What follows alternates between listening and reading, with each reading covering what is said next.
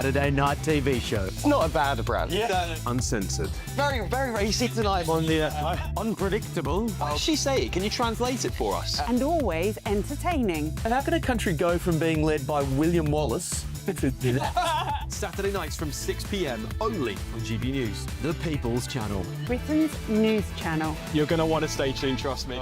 Westminster, the ultimate clique. And you're fighting like rats in a sack. But here on the Camilla Tominey Show, we ask the questions the establishment media is too scared to ask. OK, let me ask you a straight question, because I know you're a straight-talking politician. Whether it's net zero, illegal immigration or law and order, nothing is off limits. You had the power then, Yeah, as I and say, now you've lost it. That's the Camilla Tominey Show, a politics show that's fearless. But no, let me finish my question if you don't mind, because it is my show. Sundays at 9:30, only on GB News, the People's Channel, Britain's news channel.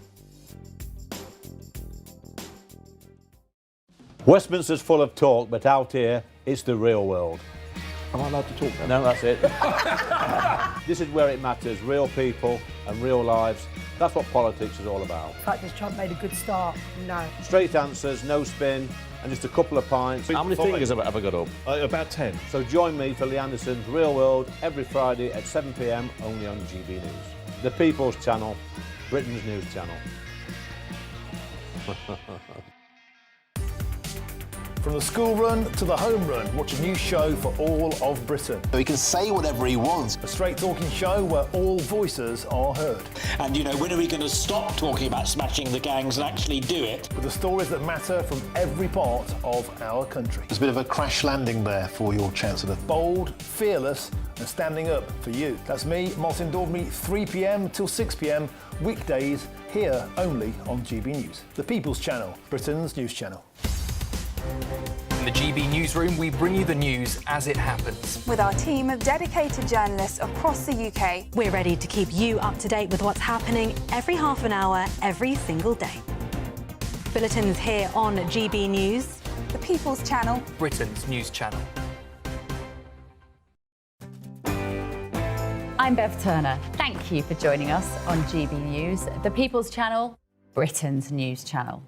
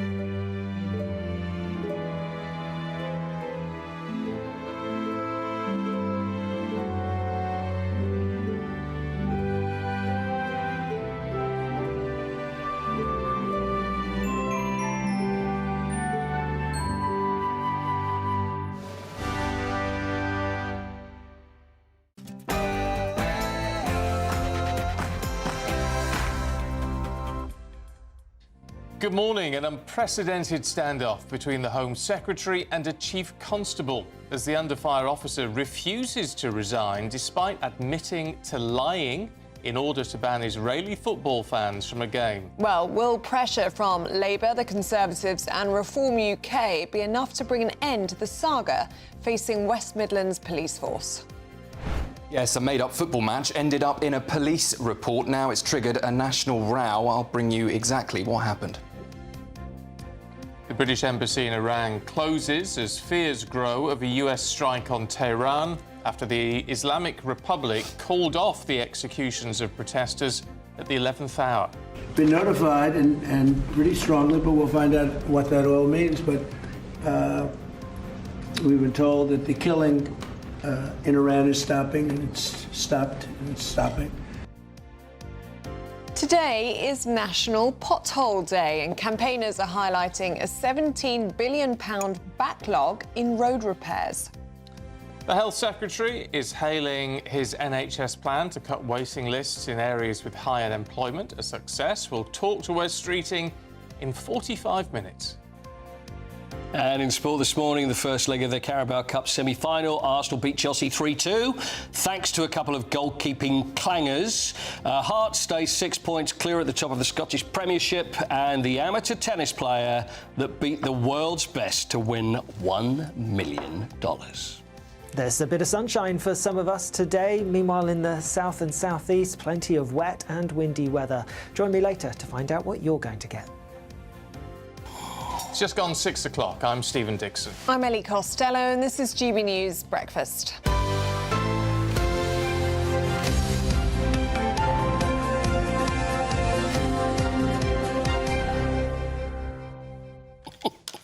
Honestly, I'm intrigued, Paul, by your tennis player. Yes. Because we've got him on, haven't we? We have. So we spoke about this a couple of months ago. Do you remember the 1 point slam for $1 million Australian dollars before the Australian Open? Yes. So he plays, but the thing is, this guy, he's a good amateur. I mean, he's like a, but even still amateur. So they have 48 players, 24 proper pros. These are all the best players in the world.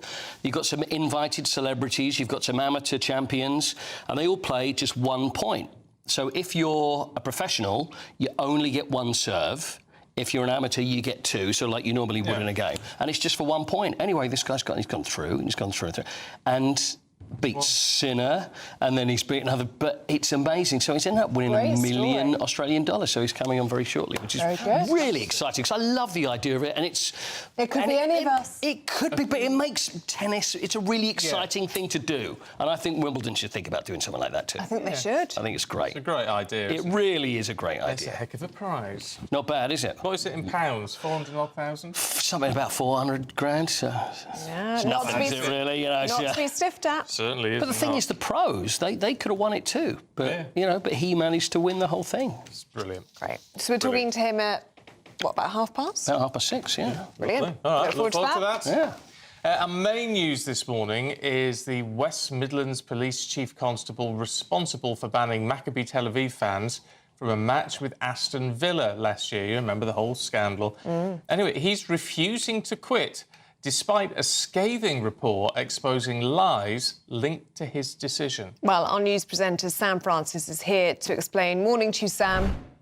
Morning, both of you. Yes, well, this really goes back to a decision that was about safety. Well, at least it was meant to be about safety. It turns out it's now become a row across the nation about trust in policing. If we roll back to November of last year, that's where this story really began. West Midlands Police banned Maccabi Tel Aviv fans from attending an Aston Villa match in Birmingham. They said that the game was high risk and that the Israeli supporters themselves posed that risk. They were the threat, they said. Now, that sparked an outcry, as anticipated, and now a police report, an official independent police watchdog report, has completely ripped that verdict apart. It says in that report that the danger was overstated and relied on false or bad evidence, including one key claim that was about a made-up AI football match. They used the software Microsoft Copilot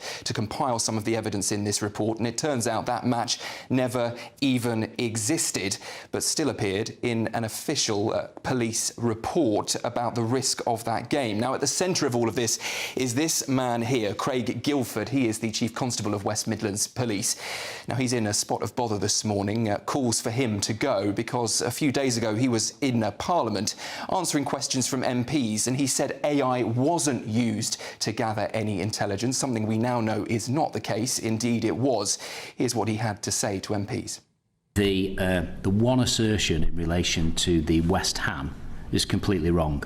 That's as a result, I'm told, of some social media scraping that was done, and that is wrong.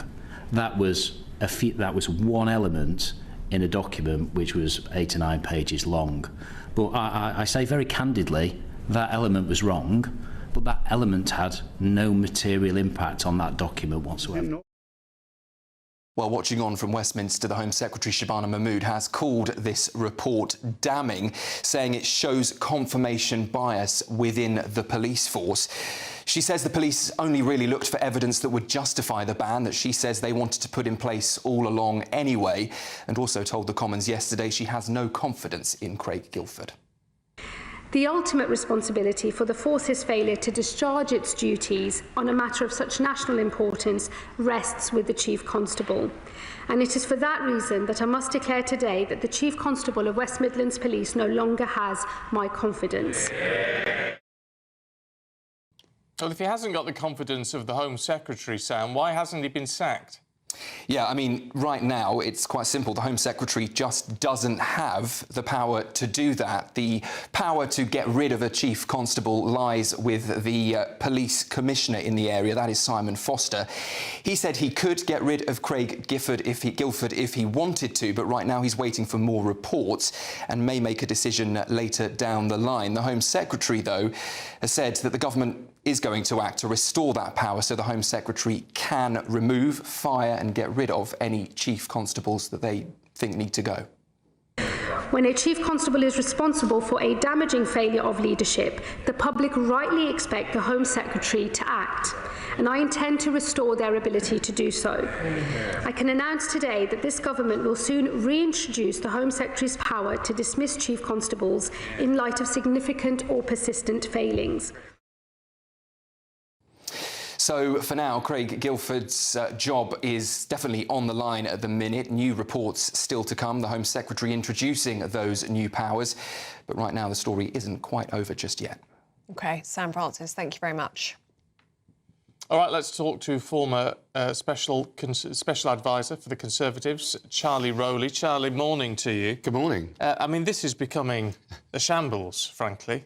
Well, it is. I mean, if it wasn't surreal, you'd be side-splitting yourself with laughter because it's an absolute farce. This guy's got to go. There's no doubt about it. Everybody has concluded that. People right at the very top, including the Home Secretary, Shabana Mahmood. And the reason why she doesn't have the powers is, as Sam was absolutely right to say, that those powers went to the Police and Crime Commissioners. So the Police and Crime Commissioners, a role, funny enough, that the Labour government have decided to scrap, and they heralded that with such fanfare at the last budget to try and save money. The West Midlands Police and Crime Commissioner, Simon Foster, who is a lawyer by training and has provided lots of legal aid, according to his website, he will want to wait and see until there is more conclusive reports. You can't get more conclusive than what we saw from the Home Secretary yesterday afternoon. But the Tories say that the Home Secretary, although she cannot sack the Chief Constable, she can direct the PCC to sack the Chief Constable. And is that right? I actually do think that is right, yes. And I think, that should happen, but she's obviously leaving it for the local Police and Crime Commission to come to that decision. I'm sure he will. Do you think he would? I think he will, which just adds even more of a farce to the situation. He's obviously going to wait for a conclusive report to come to his desk. He feels it's obviously his duty as that elected Police and Crime Commissioner to get all of the facts, not just be bullied by, he might see it as, or be directed by a Home Secretary, someone sitting in Westminster. He's the one that's in the West Midlands. But that's the balance that you weigh on devolution. If we have more mayors in this country, if we obviously the Police and Crime Commissioner role will be scrapped, and that would be assumed under the mayoralty. So if we have more devolution, then it means local people making those decisions, not Westminster. But then, of course, when you have such a furore like this in the West Midlands, there has to be an element of national government stepping in. And when the Prime Minister criticised it, when the Home Secretary knew about this decision that was coming to ban Maccabi fans from Israel to, or all over the world, but predominantly Israel, to come to the United Kingdom, a place where anti-Semitism should absolutely be stamped out, and there is no place for it in the UK, it clearly was a factor. And if it's not the Chief Constable himself, but his team or whoever compiled the reports that went to him, whoever looked at that evidence, and it was produced parts of it by AI. They talked at that select committee of having to deploy 5,000 police officers to the ground, a figure plucked from someone's professional assessment on the back of a match that actually those figures were wrong in the Netherlands. It's besotted by error, and he's the one that's got to carry the can. Otherwise, and the point being, this is why it's serious, but not just for him, but the entire force. When you lose confidence in police at the top, that trickles down to the ranks, and the public start to lose confidence in the police. And so, you know, when we've had such an incident in the West Midlands, we've had other incidents in the West Midlands with particular communities and community tension. Nobody wants to see that escalate, and so the Chief Constable should do the right thing and resign. OK. Charlie, thank you very much. We'll see you in the next hour. There's a lot to chew through on all of that. Mind you, I'm not sorry about getting rid of PCCs. Well, no, that's another level of... It's another level of bureaucracy. And when they were brought in, it was the lowest peacetime turnout for a vote ever, actually, on that 15.1%. I think it was 2012 when we had the first vote on that. No one cared. Yeah. Anyway, they seem to have a lot of power. Well, they're now being getting rid of, aren't they? Being got rid of now, 30 years later.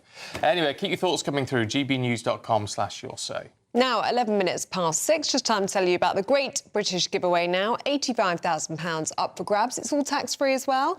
Here are all of the details that you need. There's just 3 weeks left to grab your chance to win our biggest cash prize to date. An incredible £85,000 in tax-free cash could be yours. Cash to make 2026 the year of yes. That's yes to holidays, yes to treats, yes to making all of those dreams come true this year. What would you spend all of that cash on? 2026 could be the year you spend more time spending with an incredible £85,000 in your bank. Just make sure you don't miss out. For another chance to win £85,000 cash, text cash to 63225. One entry costs £2.50 plus one standard network rate message. Or text bonus to 63225. 5 entries cost £5 plus one standard network rate message. Go to gbnews.com/win. Entries start at £2.50. Call 0903 686 3232. Calls cost £2.50 plus your network access charge. Or post your name and number to GB18 PO Box 8690 Derby DE1 9TT. UK only. Entrance must be 18 or over. Lines close at 4 p.m. on the 30th of January. The winner may be contacted live on GB News, week commencing 9th of February. Please check the closing time if listening or watching on demand. Good luck. Yes, good luck. Ooh, it would be lovely, that, wouldn't it? Now, at 13 minutes past 6, it's time for the weather with Alex.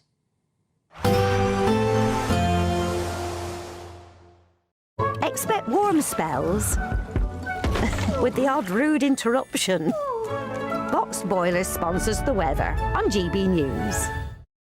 Good morning, I'm here with your GB News weather update coming to you from the Met Office. It's pretty wet, also quite windy across many southern, southeastern parts through today. Meanwhile, further north and west, actually largely dry, some decent bright sunny weather around, just some showers pushing into parts of Scotland, some of these falling as sleet or snow over higher ground. Heavy rain though across southern, southeastern parts of England, pushing into parts of Wales as well. We do have a warning out because rainfall totals are going to be building up, 20 to 30 millimetres quite widely, 40 to 50 millimetres in some places. Actually relatively mild, temperatures near normal under the rain towards the southeast, markedly fresher, colder towards the north. Temperatures here a few degrees below average for the time of year. That wet weather is pushing its way towards the east and northeast, so starting to clear away as we head towards the evening. Nonetheless, a wet end to the day across parts of the East Midlands and East Anglia as well. Drier and clearer further north and west. A few showers pushing into parts of Northern Ireland perhaps, but more showers across parts of northern and western Scotland, and still these could be a bit of a wintry mix. Elsewhere there will be some dry, clear weather around as we go through the end of the day and overnight as that system clears away towards the east. With those clear skies developing, I am expecting some frost to develop, particularly across parts of the north and east of the UK, and also a few pockets of mist and fog here and there, but a few showers towards the west with some blustery winds. Temperatures dropping widely close to freezing. A few places, yes, dropping a little bit below, which is why there will be some frost around, particularly across some parts of Scotland. Through Friday, we have blustery, showery weather across the southwest in particular. The showers could be heavy. There could be some thunder and lightning mixed in, even a bit of hail. Fewer showers elsewhere, greater chance of seeing some sunshine breaking out, but for all a bit of a chilly day, especially towards the north. Further south, temperatures just about getting into double figures, and then a lot of fog this weekend. Expect warm spells with the odd rude interruption. Box Boiler sponsors the weather on GB News. Now, the British Embassy in Iran has been temporarily closed and will operate remotely. It's after a brutal crackdown on anti-government protesters. Well, it comes as President Trump claims Iran has no plans now to execute protesters. Well, Keir Starmer said Britain was working with allies on further sanctions against the regime. Well, let's talk to the Iranian-born campaigner and writer Mariam Namazi. Good to see you this morning. What's your take on what we're seeing at the moment? Certainly it would seem that the threatened executions didn't take place yesterday. Is that an indication that the regime is taking the threats from the White House seriously? Good morning. I think the reality of over 47 years of rule of the Islamic regime shows that it has maintained itself through repression and executions, and after every wave of uprising and protests, we have seen not only direct, using war-grade machinery and equipment to attack protesters, but also continue that repression by executions of those who were arrested. On Iranian state TV, they have spoken about the fact that they want to expedite the executions, and they are charging those that have been arrested with the charge of enmity against God. And so those are punishable by death in Iran. And therefore, there is no chance that there will be no executions. That is how this regime operates, with violence. And of course, we've also, even though there's been an internet blackout and communication blackout, we know that there have been incidents of really massacres taking place in various places. There's some video footage trickling out as a result of Starlink being made free now to the public. But even so, the regime is now collecting satellite dishes, making it quite impossible for people to be able to send out documentation. Mariam, we have seen. Mariam, you were born in Iran. How does it make you feel when you look at these pictures and these videos and you hear, I know we can't hear very much with the internet blackout, but when you do hear stories from people that are still there, how does it make you feel about your home country?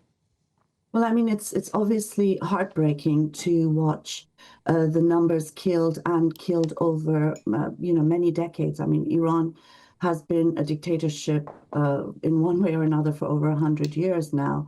And from the Shah's dictatorship to now the Islamic regime of Iran. And so, this is people who are constantly fighting for freedom. The recent revolution in Iran starting in 2022, calling for women life freedom. Very brave, courageous people standing with only their voices and their fists against a really brutal regime. So it's heartbreaking. The bravery is unbelievable and inspiring. And of course, it's ongoing. And I think, the regime has reached a dead end to the point where people in Iran no longer want an Islamic regime. It's antithetical to people's demands and desires. And I think it's urgent that we show solidarity with the people of Iran. I would not think that, a sort of militaristic sort of attack on Iran would help solve the problem. I don't think US-led militarism in the region has been positive in any way, shape, or form for people's rights. And I think solidarity with people in Iran is hugely important. People in the region who are being killed for so, and hopefully, if they do receive the support that they deserve, especially from the public, from unions, from feminist organizations, that they would be able to overthrow this regime. They don't need external help to do that. They can manage very well on their own, as long as Western governments, China, Russia, don't continue propping up and supporting this regime. And I do want to add that while we're talking about the brave people of Iran, we have to remember that a lot of them flee, including from Afghanistan, Iraq, and elsewhere, and that while we defend the brave people of the region, we should also be defending their right to protection and asylum when they are forced to flee as a result of the repression and brutality that they face. OK, we've got to leave it there. Mariam Namazi, really appreciate your time. Thank you. Thank you. Now, do stay with us. Today is National Pothole Day. We're going to find out more about that next.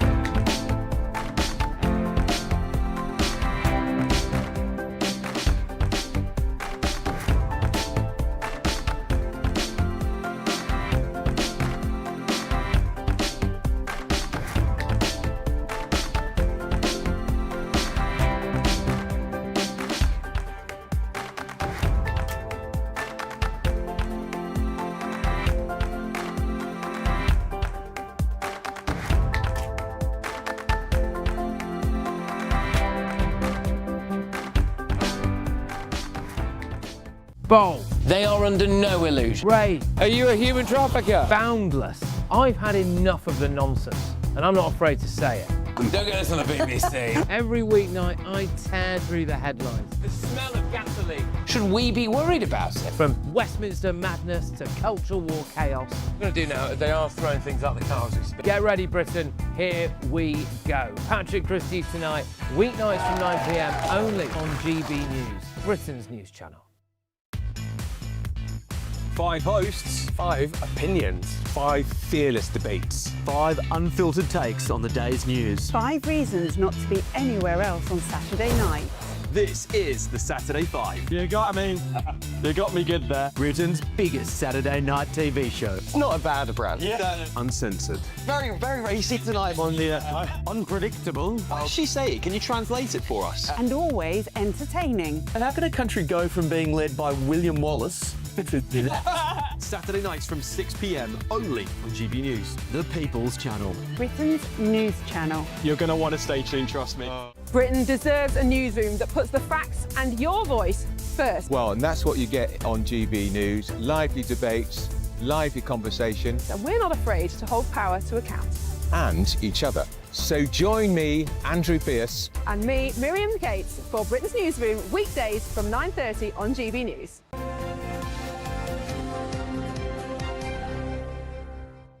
Welcome back to Breakfast. It's 24 minutes past 6, and today marks National Pothole Day. There's an awareness, yes. Oh, sorry. Oh, it's not a particularly good thing. Of the problems with Britain's roads, because we can all relate to this, can't we? Potholes, and how dangerous they can be. We probably all hit one. It's not National Pothole Day to remind us what potholes are, in case we've forgotten. Yeah. We don't need reminding. Well, apparently 600,000 pothole incidents were reported last year. Reported. How many do you think weren't reported? Well, exactly. I'd say double that. Well, let's speak to Mr. Pothole himself, Mark Morell, friend of the programme.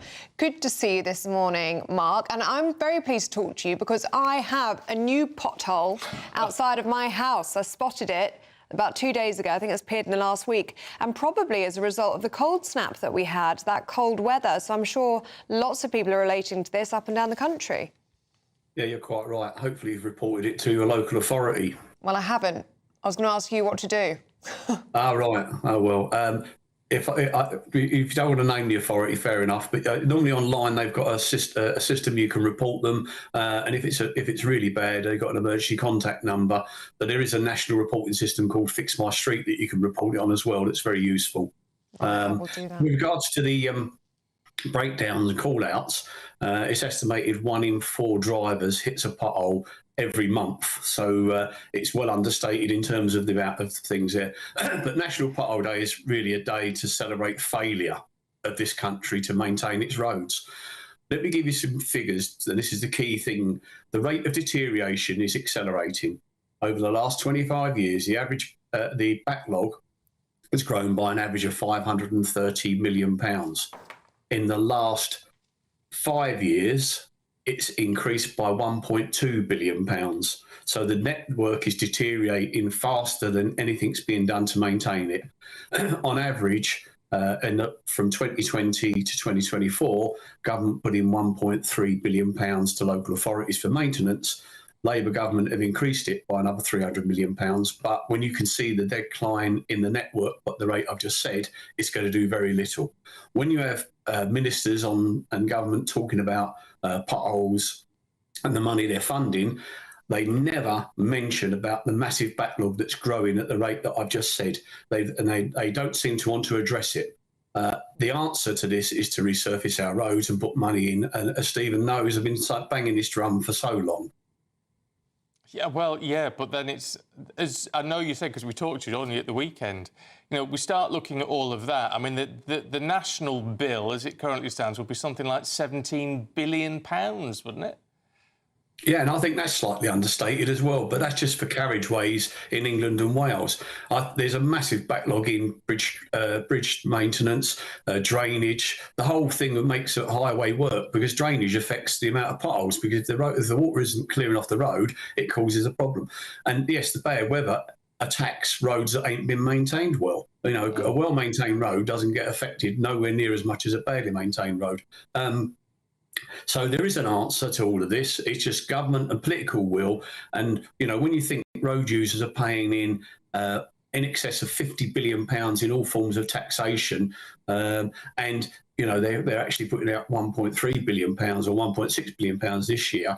I mean, the network's worth over £600 billion. So to maintain a network, really, you should be spending 1% of its value each year to maintain it. I mean, these are all economic facts, and they just won't accept them. You know, I'd love to debate it with the Secretary of State or a minister that knows what they're talking about. And I'm sure they should definitely sit down and talk to you, Mark. And thank you, as always, for talking to us and making time to chat with us on breakfast. Thank you. Thank you.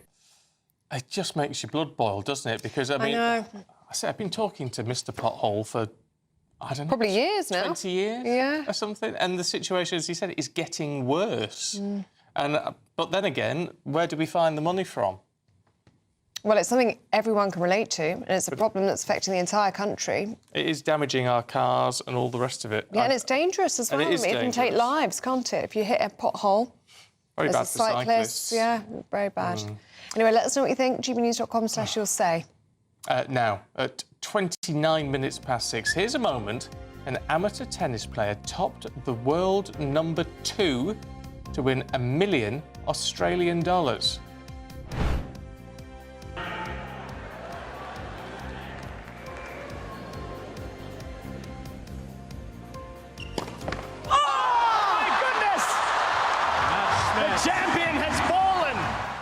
Well, don't go anywhere, as we're going to be speaking with Jordan Smith himself next with Paul Coit. Good morning. This is the latest AI travel news from gbnews.com. The A83 is restricted both ways at Locknell Street in Loch Gilphead due to emergency roadworks. In Leicestershire, Northamptonshire's M1 northbound exit slip at Leicester Forest East Services is shut after a load spillage, with normal traffic expected between 8:15 and 8:30 this morning. In Surrey, the A3 northbound between the A247 and the M25 is closed following a road traffic collision, clearing between 9 and 9:15 this morning. And on the trains, East Midlands Railway has disruption between Loughborough and Leicester, while Great Western Railway is using road transport between Liscard and Looe. For more travel news, go to gbnews.com.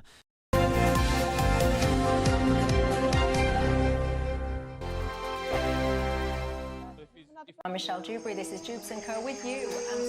Hello everyone, Patrick Christie's here to GB News, Britain's news channel. News channel. Access the stories that matter to you. Take the GB News family with you on any device. And as long as you have an internet connection, tune in to GB News anywhere on the planet or beyond. GB News, the People's Channel, Britain's news channel.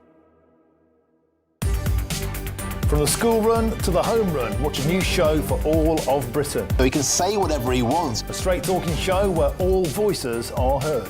And, you know, when are we going to stop talking about smashing the gangs and actually do it? With the stories that matter from every part of our country. There's a bit of a crash landing there for your Chancellor. Bold, fearless and standing up for you. That's me, Martin Daubney, 3 p.m. till 6 p.m, weekdays, here only on GB News. The People's Channel, Britain's news channel. Westminster's full of talk, but out here, it's the real world. Am I allowed to talk now? No, that's it. This is where it matters, real people and real lives. That's what politics is all about. The fact that Trump made a good start, no. Straight answers, no spin, and just a couple of pints. How many fingers have I got up? About 10. So join me for Lee Anderson's Real World every Friday at 7 p.m, only on GB News. The People's Channel, Britain's news channel. You want to know what's really going on in the corridors of power? Labour don't know what to do with you half the time, and that makes you quite lethal in the chamber. Get behind the headlines with Chopper's Political Podcast. Join me, Christopher Hope, as I sit down with the great and the good of British politics. We'll see where this ruling takes us. These are the stories shaping our nation. Chopper's Political Podcast, available now on all platforms. Listen in and stay ahead. Decisions made in Washington aren't just shaping America, they're shaping Britain too. From migration to global security, from crime to health.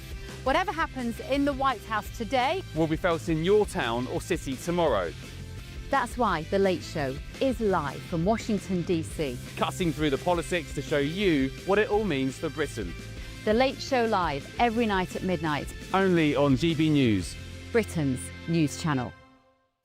Exciting news. Every Friday, my Patrick Christie's Tonight Show is going to have a twist to it. We're welcoming some special guests. You. That's right, on Fridays I'm going to be doing my show in front of a live studio audience because this show is about you and what you have to say. It's going to be the same big debates, same big topics, same big opinions, but every Friday night at 9 p.m. you are invited to come on down to Patrick Christie's Tonight to be a part of the action. Only on GB News, the People's Channel, Britain's news channel.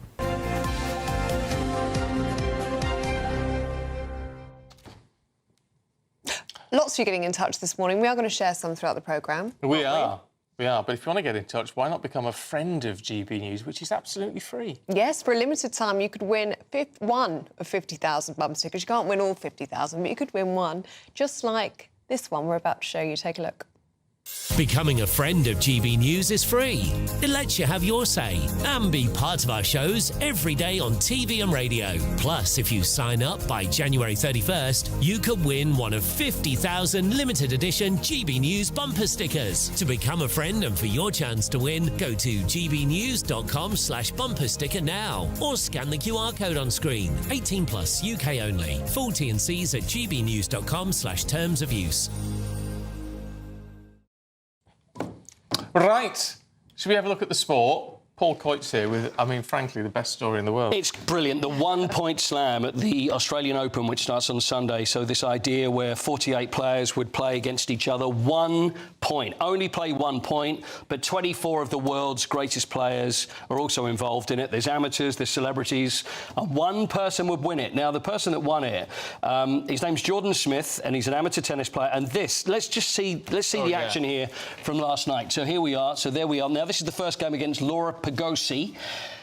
So there we are. That's the first one he's had to play. Quite an exciting point. Only 1 point. So the professionals get 2 serves. There we are. So he's won that one. Great. Looks very happy. Yannick Sinner, the current holder of the Australian Open. He only gets 1 serve. And straight into the net. Now, that's the way to beat the world number one. Fantastic. He hasn't even have to hit a shot, so he's done it and beaten him. Well done. On to the next one. Pedro Martinez is the next one. So, guess what? It all goes very well. And when I say they do rock, paper, scissors to decide who serves first. So sometimes there's the advantage if you let the other person serve because you don't want to hit the net. Right, and this is the final. This is it. Taiwan's Joanna Garland. And that's it. He's just won himself $1 million Australian dollars. Isn't that fantastic? Good on him. And not only that, but I'm so excited that we've got him. Woo! Jordan Smith right now. Jordan, look at that smile. I bet that hasn't come off your face since yesterday. Many, many congratulations. No, thank you. Thank you for having me, guys. Yeah, I've been smiling the whole time for the last 24 hours. It's just been obviously, I would imagine that winning the money is the greatest thing, but what was it like being out there? You're in Rod Laver, the main court there in Melbourne. You're playing the world's greatest players. What did it feel like? Yeah, it was a dream come true. Obviously, as a kid, being a tennis player, coming from Sydney in Australia, just dreaming of being in a Grand Slam or anything like that. Just never could imagine that this happened, and I never would have thought it would be a 1-point slam. Like, it's just an amazing concept, amazing idea, and yeah, it's just I just got to pinch myself, and hasn't really sunk in yet. Now, here's Sinner. There's the Yannick Sinner game. Now, how did this begin? So, did you actually win the rock, paper, scissors to have him serve first? Yeah, that was my tactic. Yeah, I decided. Yeah, I did win the rock, paper, scissors, and yeah, I was just noticing that a lot of the top pros were quite nervous because they get one serve. Yeah. So they were sort of panicking, and they always chose to receive. And they sort of mentioned just sort of little words about just sort of not wanting to double fault. And so I thought, I win it. If I win it, I'll make Sinner serve. And luckily he missed the serve because I would have been in a lot of trouble again if I had to rally with him for a bit because that would have been tough. Well, brilliant. And there was a big smile on your face. Had words been said before he served? Because I can see that big smile on your face just before he serves. Yeah, no, I think someone in the crowd was sort of yelling out. I'm not sure what they said, but yeah, it was, yeah, just sort of go Jordan, and yeah, just unbelievable stage, unbelievable event. There and it is. I can't wait to smile on my face. Yeah. It's amazing how relaxed you look throughout the whole thing. It just fits in. You'd say, but what were all the other players like with you? Because where did you go in between the games? Would you sit amongst the crowd? Would you be sitting with the pros? What was going on when you were off the court? Yeah, as you can sort of see there, behind the umpires stand there, we were sitting there with, again, all the remaining players. So all the pros were there. Yeah, Alcaraz was next to me. A lot of celebrities from Australia as well. A lot of Zverev, Medvedev. So yeah, I was sort of talking a little bit, sort of saying hello and all that, but no, they were really down to earth. They were really cool to be around, and everyone was loving it. Everyone was sort of getting into it, and I just can't believe, that I made it there to the last point and won it. It's brilliant, and I know that I'm sure all of the pros were behind you and wanted you to win, and I'm sure the whole court wanted you to win as well. Yeah, no, again, I wasn't sure. Again, yeah, I guess everyone might have thought that a pro would take it out. But yeah, I guess everyone has a chance, and it was amazing that, yeah, I just took it 1 point at a time. It was cliche, but I just enjoyed the moment. I sort of tried to look at my family and friends and sort of smile and wave. And yeah, as I said, I couldn't take the smile off my face. And I was in disbelief at the end. It's for you and an amateur champion. So to play there, to play all these celebrities, to play all these great tennis players, and to win $1 million, this must be the greatest day of your life. Oh, it's unbelievable. My phone's been going crazy with notifications, and calling my family and friends is just, it's been crazy. Jordan, congratulations. And it's really great to have you on. Look at that smile. I know. I think that's to come on this show. This is probably the second best thing next to winning the million and playing against Yannick Sinner, isn't it? Is to be on here. But it's great to have you on, and many congrats. The whole world has been watching it and is so pleased for you. Brilliant stuff. Thanks a lot. No, thank you. Thank you, Jordan. Thank you. Well done. Love it. I'd love it. He cannot stop smiling. It's just the ultimate. It's the best story. For someone like him. And he's a champion. He's an amateur champion, so he's a good tennis player. But to do that on that stage and then to win that, on that prize money as well. It's an absolute dream, isn't it? It's an absolute dream. Yeah, great story. Crazy. What a way to start the year. Isn't it funny how it's always with stuff like this, we like to cheer on the underdogs. Absolutely. And that's a really British thing. You know, that's... Because you know what we do? We cheer the underdog, and then as soon as they get big for their boots, then we knock them down again. But in the meantime... But seriously, an underdog winning is just brilliant, because these pros, they were playing to try and win it too. So it wasn't just like, oh, it's just a little bit of fun. Things get serious. And when you play proper sports people, they do not want to lose. And he's managed to beat them all. Brilliant. It's crazy, isn't it? Good stuff. Quotey, thank you very much. Pleasure. I don't know. Stuff like that, just really warms the cockles of my heart. It does, yes. Start playing. Go in for it next year. Please. I think I'm a bit old to start. Yeah, no, never too. No, you never know. You never know. Could be you. Yeah. Be the oldest amateur champ ever. Yeah, exactly. With your gloves. With my gloves? Well, we need to be a With golfer. your driving gloves, yeah. Don't knock the gloves again. Sorry. Did you wear them this morning? Yeah. Very good. Oh, you haven't got them out today? They're in my bag. He's tucked them away today. Can't stand the ridicule. Now, do stay with us still to come. The Health Secretary, Wes Streeting, is here with us in just a moment. We're going to be asking him about everything from NHS waiting lists to the Prime Minister's leadership. That's next. First, though, if you want some holiday sun, well, fingers crossed, but here's a European forecast. Ready to soak up that holiday sunshine? Won't we need some cover? No worries. All sorted. All Clear Travel Insurance sponsors GB News Travel Destinations Forecast. Through the rest of the week and into the weekend, there's some pretty unsettled weather spreading its way eastwards across the Mediterranean. As we go through tomorrow, there'll be rain, even some hill snow pushing through Portugal and Spain, also some heavy bursts of rain across southern France. All of that is going to make its way eastwards, and so although there's some dry, at times bright weather around at the moment, as we go into the weekend, we're in for some heavy thundery rain and also some strong gusty winds leading to rough seas. All Clear Travel Insurance sponsors GB News Travel Destinations Forecast. Do you trust what you're being told? Good, because neither do I. Those are just facts. I'm Alex Armstrong, and on my show, we'll expose the spin. Well, I want to answer that, because you didn't let me last time, because you always speak over me. The broken promises. To deny that is denying the truth. And the hypocrisy. Needs to stop. You think we can allow? Politics, policy, parliament. Nothing is off limits. No sugarcoating, no fear of offence, just the truth laid bare. Tune in every Saturday and Sunday at 9 p.m. for Alex Armstrong Tonight, only on GB News, Britain's news channel. This is GB News, Britain's news channel. I saw the other day, I was walking down the street and there was a toddler with an iPhone holder attached to its buggy, you know, just staring blankly at this screen. That toddler wasn't on social media, it wasn't interacting with it, but it was still a screen. And of course, we've now got EdTech being rolled out across more and more schools. So the kids just can't get away from the screens. Sometimes that is down to, you know, parental involvement, parental responsibility. Often it's not. Often it's schools that are now mandating screen use. But all in all, it makes for a bleak and rather depressing picture of childhood. It really does. And I mean, you know that we've discussed this. So I'm very lucky in the school that Alice is in that they will listen to me because they've got small classes. And I have got them to give Alice's homework on paper. She doesn't get a sign-on to play the games, to learn her times tables, because I tried it and I saw instantly how she was addicted to winning stars, addicted to moving to the next level without actually still learning her 5 times tables. And I think people think that it looks really cool for a child to learn something on a game, but actually it's not developing their brain in the way that we know it should be developed.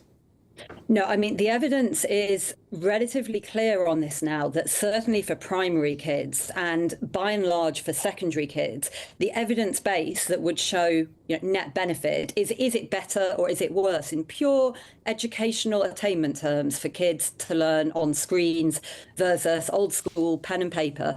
The evidence is relatively clear that old school pen and paper has a number of benefits that are completely negated with screen use. So, you know, reading, writing, literacy is absolutely core to education and learning. GB News, the People's Channel.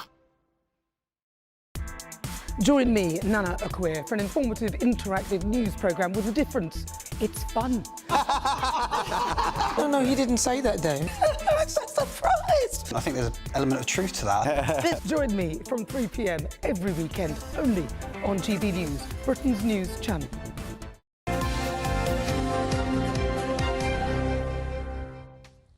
We're just waiting to speak to the Health Secretary, Wes Streeting, but in the meantime, let's have a very quick look at the papers in the company of AJ Pritchard and James Ransom. Morning, you two. Hi. James, let's talk about these local elections, shall we? 4 million people denied the right to vote. This is the front page of the Telegraph this morning. Yes, it's been described as a disgraceful attack on democracy, and I don't really think that that's an exaggeration. I mean, 27 councils are cancelling elections, that is anticipated, which means that hundreds of councillors will avoid the risk of losing their seats. And so some of them will sit for 7 years without having to face the electorate. And you think, well, aren't we, you know, the founders of democracy? Well, I know that was the ancient Greeks, but, you know, in the modern world, people look to us as a democratic beacon, but this seems to be cancelling the whole idea of democracy. And to me, it just further underlines the erosion of confidence in this government, that it seems to be running scared of the electorate at the moment when they should be saying, well, we're proud of our record, we want to stand on these policies. They're saying, oh no, actually we're going to do away with the elections. It sends all the wrong messages. I think it comes back down to the pothole scenario again. If there's a problem, you kind of want to have the opportunity to talk about it. And if you can't have that support within your own local election, like, how are you supposed to have support within the country itself? I think that's the worrying thing. Like, bring it down to simplicity. What about the argument which is being used, it's out there, that says, well, we need to do this reorganisation and it's taking a long time? I don't want to be the person out there, but aren't you supposed to organise in your head and work that out on paper before you get into power? And therefore you stick to what you've spoken about and you don't do U-turns, so therefore you have confidence in the people? I think that's kind of what I would say from the outside. During the 14 years that you're in opposition, you do have time to make some plans. There is a lot of thinking time, and, you know, Mike Tyson said plans always fall apart once you get hit in the face by reality. But 14 years is a heck of a long time. They came in, they almost immediately got rid of Sue Gray as the Chief of Staff, and it seems like they've just been floundering around without a plan, and it just really intensifies this idea that, you know, drink up and brewery. All right, you two, we have got to leave it there. I'm sorry it's all very short and sweet, but I know you are back a little bit later. But we need to talk to the Health Secretary, Wes Streeting, who joins us now. It's good to see you, as always, Secretary of State. Good morning. I heard the mention of a brewery, so I thought I'd show up. Oh, good. Look, I mean, you're someone who, I mean, I've chatted to for decades now. Since you were at the NUS, you're someone who's fought long and hard for a Labour government. You know, you've had that fight, you won that fight, and now you're in, and it's failing. The public's unhappy. The Prime Minister's ratings are frankly in the toilet. We've had these 13 U-turns in 18 months. You said just a couple of days ago about the philosophy of Labour needing to get it right first time. Isn't it time now for a change of direction? Isn't it time to do something to save the party? Not in the NHS, it isn't. I've not wasted a minute since I came into office 18 months ago. And for all of the challenges that we're seeing in the NHS today, which I don't want to downplay or dismiss for a moment, we're still seeing trolleys on corridors in hospitals. There are still people struggling to get access to a GP appointment, and there are still people on NHS waiting lists waiting for too long. But compared to when we came in 18 months ago, waiting lists are about 250,000 lower now than when we came in, and they're falling. We've got more news on that expected later this morning, which I believe will show that even through the challenges of this winter and the challenges of the doctor strikes, we're still making progress. Patient satisfaction with access to their GPs has gone up from 60% when we came in to 75%. And, you know, just to give you an example of the progress we're making and to show that politics can make a difference and that some things are moving in the right direction, on New Year's Day, the NHS had the biggest volume of 999 calls in its history, and yet ambulances arrived 15 minutes faster than they did the year before. So, of course, there are so many challenges. I don't want to dismiss or downplay the negative experiences that many of your viewers will have had of the NHS in recent weeks and months. But it is on the road to recovery, and that's because we did come in with a plan for both investment and modernisation. And when I've announced things like the crack team of clinicians in the Further Faster 20 going into those trusts that have got the highest waiting lists and the highest numbers of people who are off work, off sick, I can report today that in those trusts, that initiative has seen waiting lists fall 3 times faster than the national average. So I'm not just talking and saying, I'm also doing. Lots done. I'd be the first to admit a lot more to do. Yeah, all right, but you know exactly how to play the game, if you like. I mean, there's no denial that the government's failing, but you point out and back it up with facts that the department you're heading is doing comparatively well. Isn't that basically saying, look, it's time for a change, and you need someone who can succeed in the top job? Look, the Prime Minister has got an extremely difficult job because he's got not just the challenges of the NHS to worry about, he's got to worry about every part of government and public services, which were not just on their knees but on their face when we came in. He's got to worry about the economy and not just the health of the public finances but the nation's finances, families, businesses, and he's got to try and drive improvement in this country against the backdrop of what has been, even by historic standards, an extremely volatile, dangerous and changing backdrop.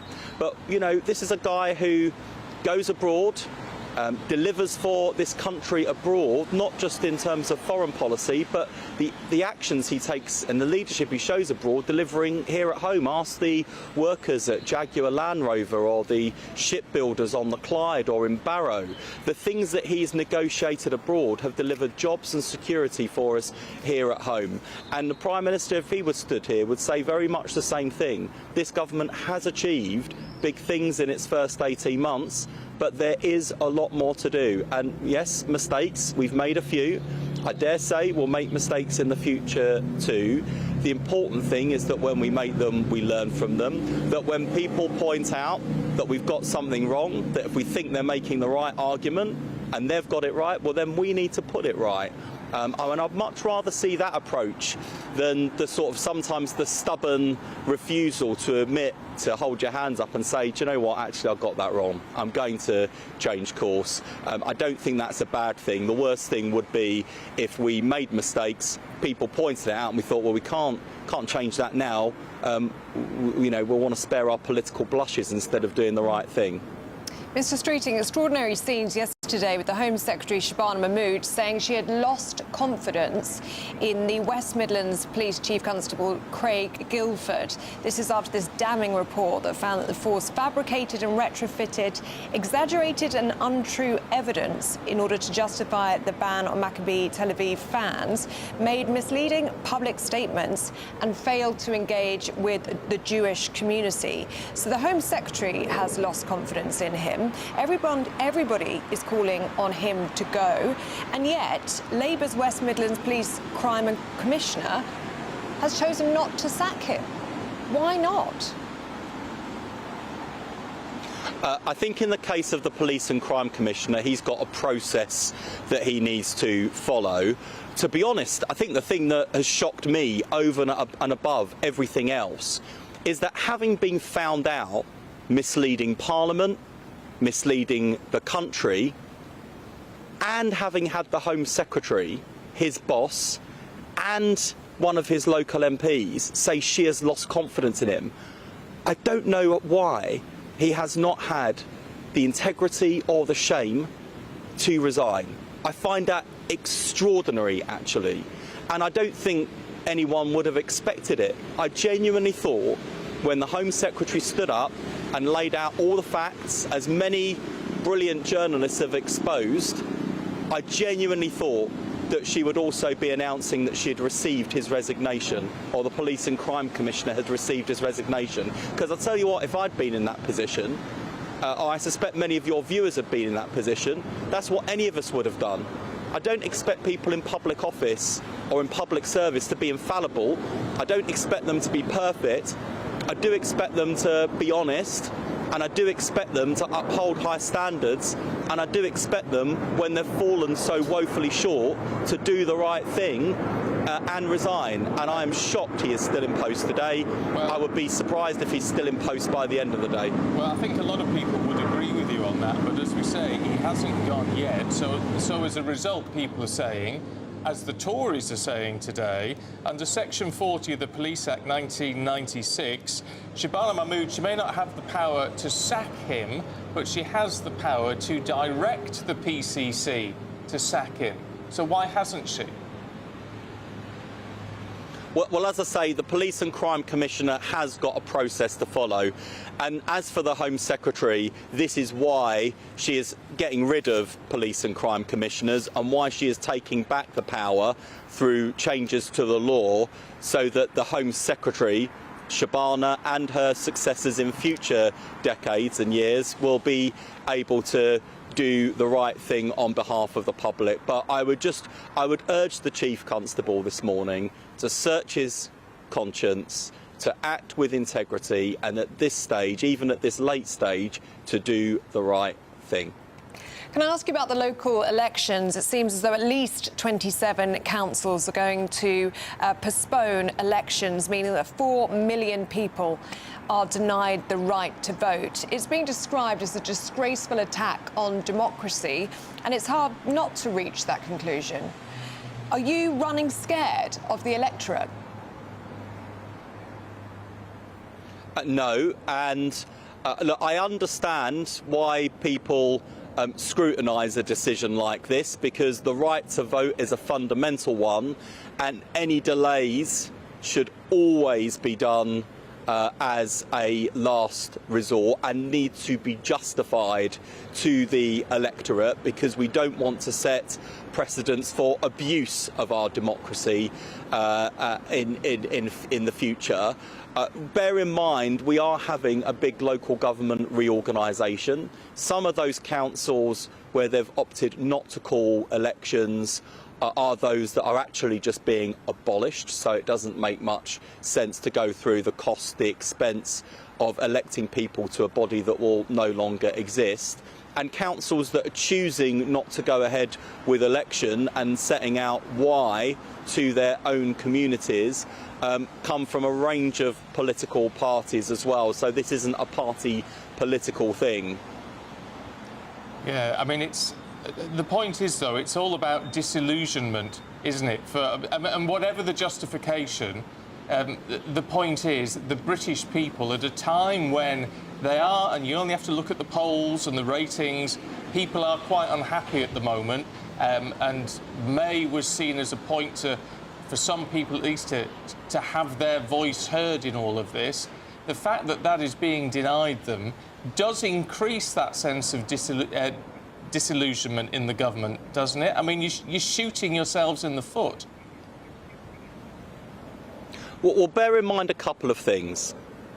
Firstly, the elections that are taking place in May are important in their own right, whether they're elections in councils across England or whether people are choosing governments in Wales and Scotland. Those are important elections in their own right. Some people have every right to use those moments to try and send a message to national government, but those elections are important in their own right.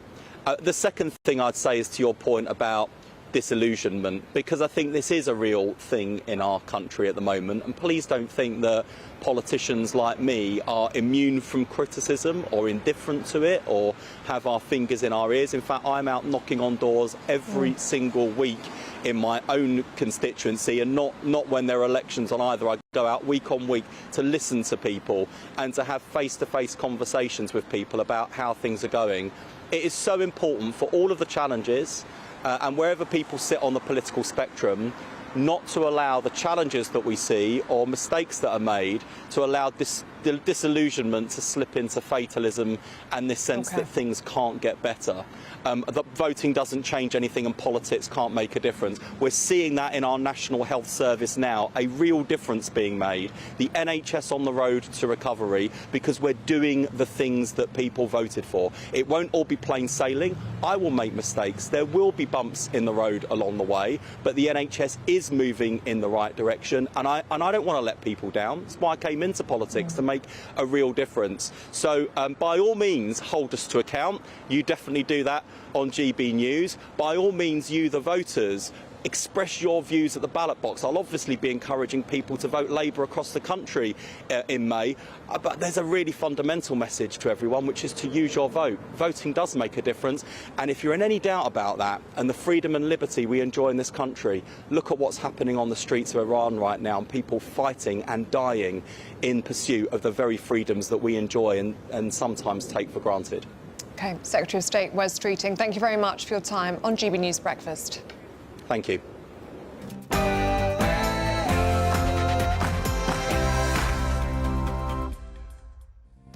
Good morning. An unprecedented standoff between the Home Secretary and a Chief Constable as the under-fire officer refuses to resign despite admitting to lying in order to ban Israeli football fans from a game.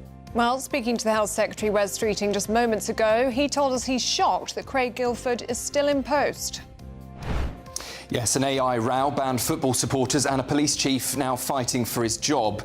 I'll break down the row that is now plaguing West Midlands Police. Elon Musk's social media platform, X, is stopping their AI tool, Grok, from undressing images of real people. There's been a big, widespread backlash against it, as you know. The British Embassy in Iran closes as fears grow of a US strike on Tehran. It's after the Islamic Republic called off executions of protesters at the 11th hour. Been notified and pretty strongly, but we'll find out what that all means. But we've been told that the killing in Iran is stopping, and it's stopped, and it's stopping. The UK deploys a military officer to Greenland after Denmark and the US failed to reach an agreement over the future of the territory. Today's National Pothole Day. Campaigners are highlighting a £17 billion backlog in road repairs. Well, as the AA revealed on National Pothole Day that there were more than 600,000 pothole incidents last year, we're here at JCB with the Pothole Partnership, finding out how they want a 5-year guarantee for every pothole repair. The Health Secretary hails his NHS plan to slash waiting lists in areas with high unemployment. He says it has been a success. There's a bit of sunshine for some of us today. Meanwhile, in the south and southeast, plenty of wet and windy weather. Join me later to find out what you're going to get. Just gone 7 o'clock, I'm Stephen Dixon. I'm Ellie Costello, and this is GB News Breakfast.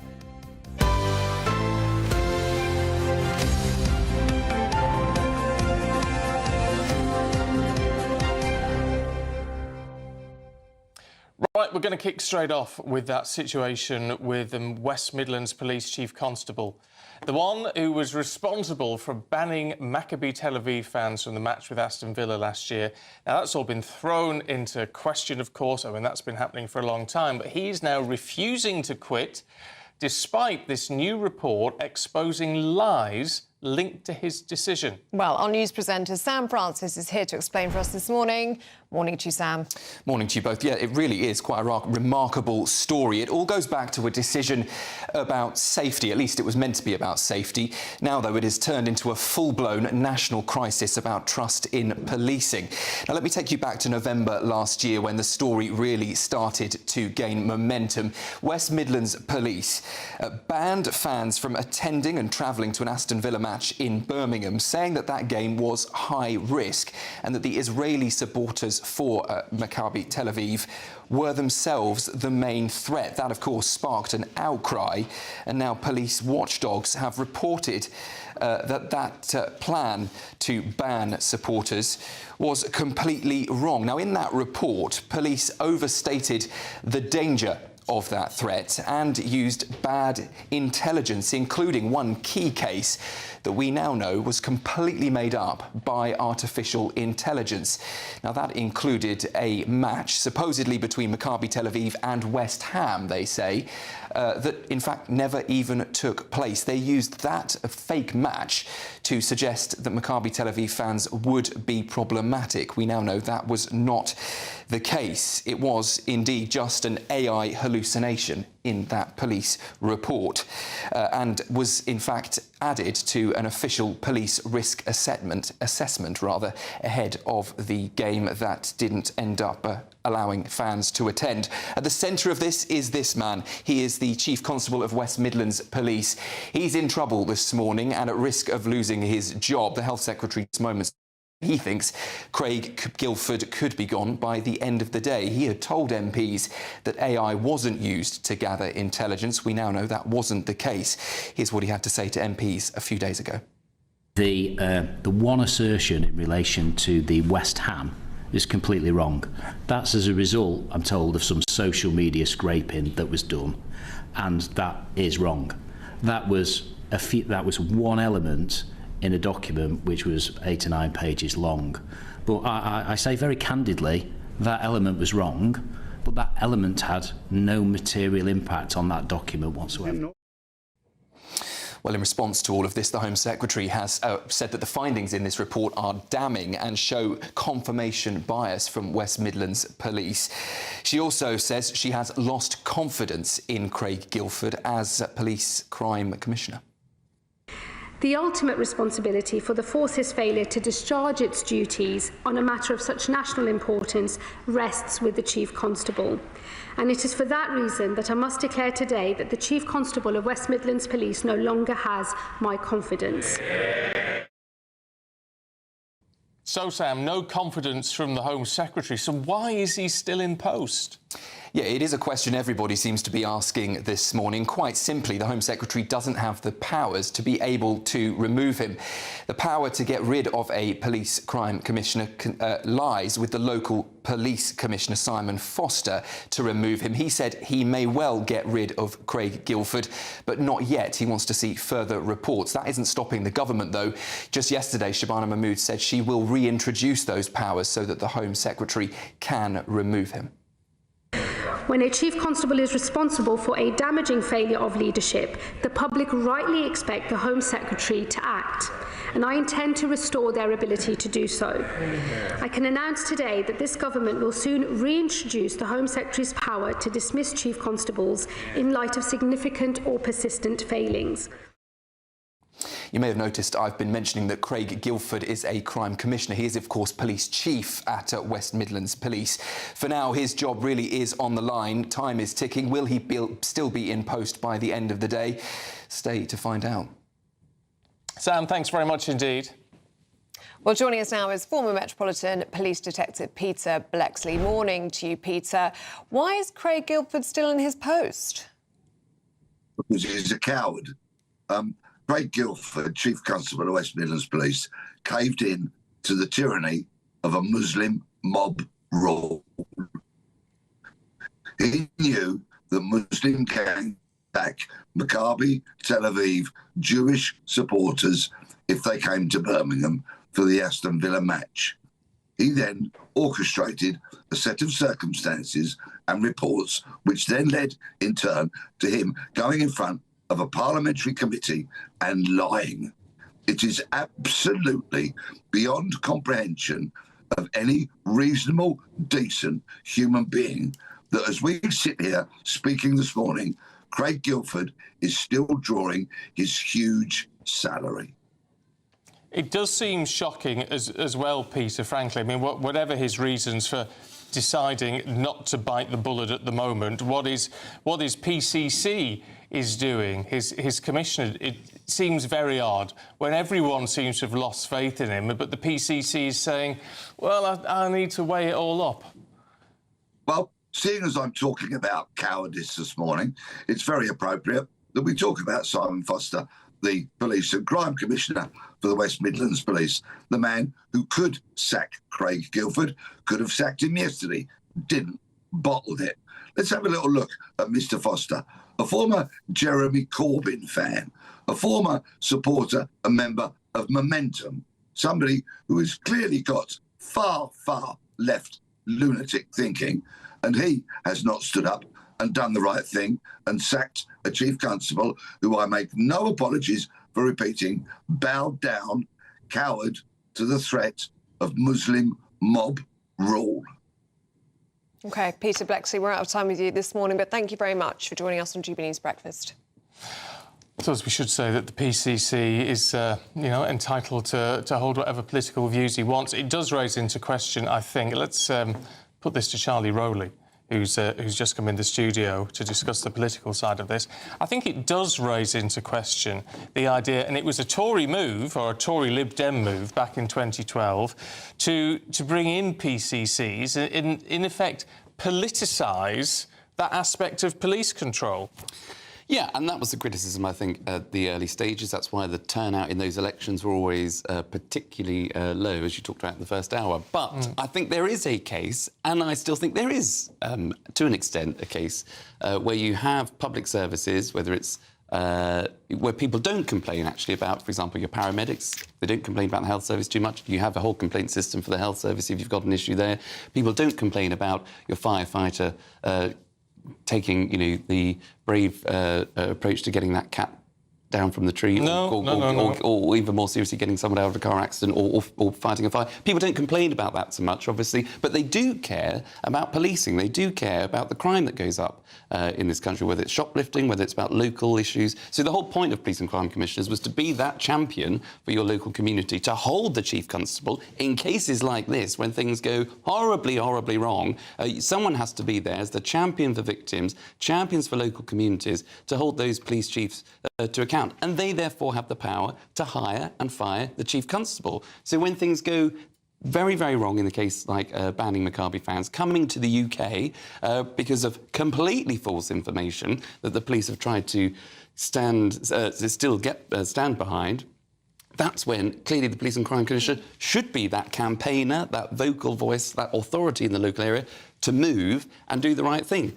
Unfortunately, we've ended up, I think, with a series of police crime commissioners across the country that are, dare I say, glorified councillors, might be retired chief constables themselves, therefore a bit too pally and a bit too close to the police, and are not the campaigners, are not the people that are there and able to actually do what's required, which is to be that champion for local policing and to hold constables to account. We've been talking about this decision to ban Maccabi Tel Aviv fans since November. We're now in January. All the while, public trust in the police, especially the West Midlands police force, it has been diminishing, especially in the Jewish community. This has been such a damaging episode, and it still hasn't come to an end. Well, look, West Midlands Police, I think, came to the attention of most of us during the riots in Southport. Where, on the back of those riots, in particular parts of the country, you had the police saying, and the Prime Minister at the time, if you're part of a far-right bandwagon, protesting, all the rest of it, we'll lock you up for a few tweets or whatever. But in the West Midlands, if you were, in inverted commas, the counter-protest, an area which has a significant increase in the Muslim population, where there had been pro-Palestinian protests going on for absolutely months and months. If you had a weapon that you were bringing to that particular protest, here's a bag, drop it in there, we'll say no more about it. That was the criticism and pulled into focus this idea of two-tier policing, and that was from the West Midlands. So it has a history now of, I think, being is one-sided of a particular part of community, particularly when you saw, obviously, pro-Palestinian protests taking place throughout the country. And this is a ban of largely Jewish people, right? That should not have happened. And clearly the decision, whatever evidence the police tried to put forward to ban those fans, has turned out to be false. So someone has to take accountability for that, and it's the Chief Constable. Now, the fact that he can't see that, I'm afraid, diminishes our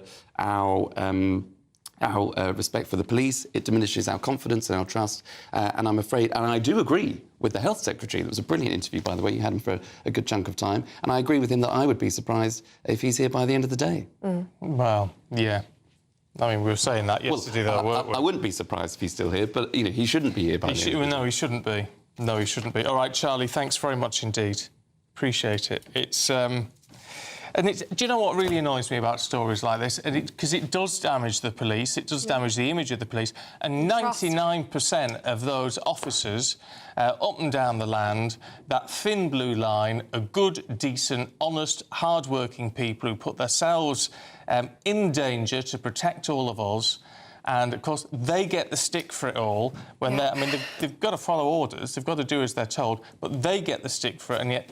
and that's not fair. It's not right. It's not. Let us know what you think. gbnews.com/your say. Now, at 7:15, got some breaking news to bring you now. The UK economy grew by 0.3% in November. This is stats from the Office for National Statistics just confirmed. The growth happened despite households and businesses anxiously awaiting details of the budget back in November. Yeah, 0.3%. So, I mean, it's not a great deal. It will be a revised... They will have to revise that figure and put it into a quarterly figure. Nevertheless... In the right direction. It's in the right direction. Just because Charlie's still here, just very briefly, Charlie, what do you make of it? Well, I imagine the Chancellor will want to be out today to say that this is the growth that the government promised. That's what they said when they're coming into the election. But, as you say, it needs to be revised back into those quarterly figures when actually, you know, the question about business rates going up, about and support for the pubs and all the rest of it. So there will be anxiety, particularly over this period. So we'll have to see when that figure's revised. But as a headline for the government, they'll be wanting to champion it from the rooftops. Yeah, I should think so. Charlie, thank you. Now, the British Embassy in Iran has been temporarily closed and will operate remotely. It's after a brutal crackdown on anti-government protesters in the country. Well, it comes as President Trump claims Iran now has no plans to execute protesters. That had been planned for yesterday. As far as we can tell, it hasn't happened. Well, Sir Keir Starmer said Britain was working with allies on further sanctions against the regime. Let's talk to special correspondent at the Daily Mail, Unheard, David Patrikarakis. David, good to see you this morning. What's our understanding of where we are at the moment? I mean, has the regime given in to the threats, at least, from the White House? Well, I don't think they've given in at all. They're still very much in place. They're still very much being actively brutal. What they have done is a statement saying that, and postponed rather, an execution. This was Efan Soltani. His case has become a bit of a cause célèbre, and it has allowed Donald Trump to say, well, yes, they've stopped. They've stopped the killing. They've stopped the executions. Now, it does look like for the moment, you know, with the caveat that you never know what Donald Trump's going to do, that he has stepped down. Don't forget, this is a man that said very clearly help is on its way.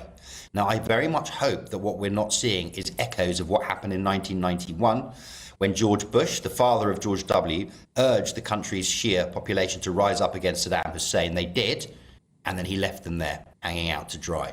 So right now, we saw last night that the airspace had been closed around Iran. We saw that Britain had we closed our embassy in Tehran, that some of our forces were leaving Qatar, and that the Israelis were getting ready to close their airspace. So it looked like very much something was going to happen. It seems we've fallen down or pulled back slightly from that brink, but it remains very tense. But I want to be clear, you know, in Iran, people are still dying. Let's not lose sight of that.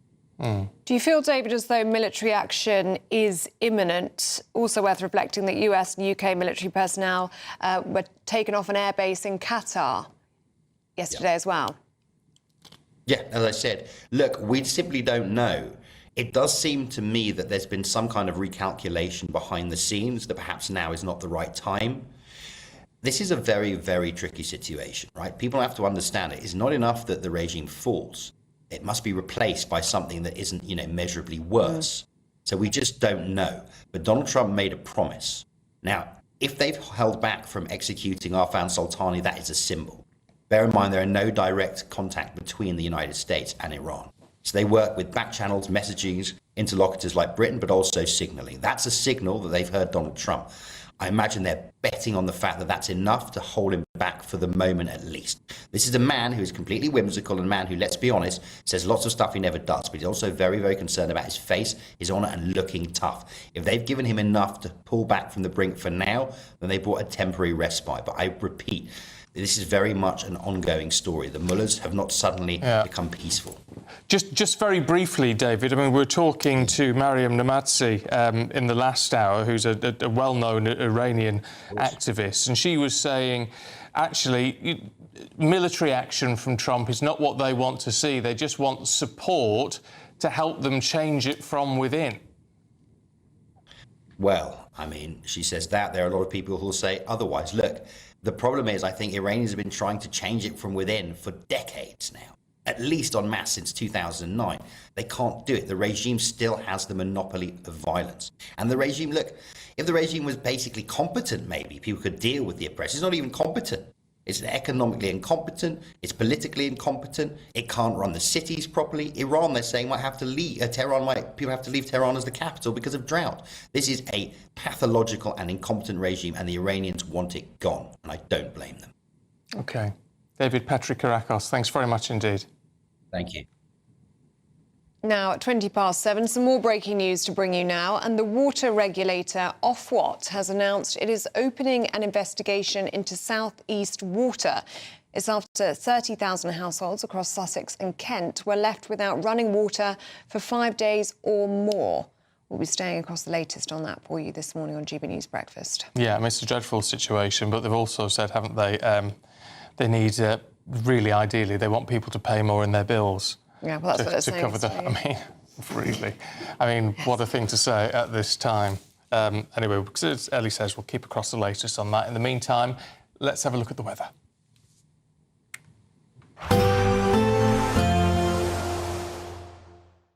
Expect warm spells with the odd rude interruption. Box Boilers sponsors the weather on GB News. Good morning, I'm here with your GB News weather update coming to you from the Met Office. It's pretty wet, also quite windy across many southern, southeastern parts through today. Meanwhile, further north and west, actually largely dry, some decent bright sunny weather around, just some showers pushing into parts of Scotland, some of these falling as sleet or snow over higher ground. Heavy rain though across southern, southeastern parts of England, pushing into parts of Wales as well. We do have a warning out because rainfall totals are going to be building up, 20 to 30 millimetres quite widely, 40 to 50 millimetres in some places. Actually relatively mild, temperatures near normal under the rain towards the southeast, markedly fresher, colder towards the north. Temperatures here a few degrees below average for the time of year. That wet weather is pushing its way towards the east and northeast, so starting to clear away as we head towards the evening. Nonetheless, a wet end to the day across parts of the East Midlands and East Anglia as well. Drier and clearer further north and west. A few showers pushing into parts of Northern Ireland perhaps, but more showers across parts of northern and western Scotland, and still these could be a bit of a wintry mix. Elsewhere there will be some dry, clear weather around as we go through the end of the day and overnight as that system clears away towards the east. With those clear skies developing, I am expecting some frost to develop, particularly across parts of the north and east of the UK, and also a few pockets of mist and fog here and there, but a few showers towards the west with some blustery winds. Temperatures dropping widely close to freezing. A few places, yes, dropping a little bit below, which is why there will be some frost around, particularly across some parts of Scotland. Through Friday, we have blustery, showery weather across the southwest in particular. The showers could be heavy. There could be some thunder and lightning mixed in, even a bit of hail. Fewer showers elsewhere, greater chance of seeing some sunshine breaking out, but for all a bit of a chilly day, especially towards the north. Further south, temperatures just about getting into double figures, and then a lot of fog this weekend.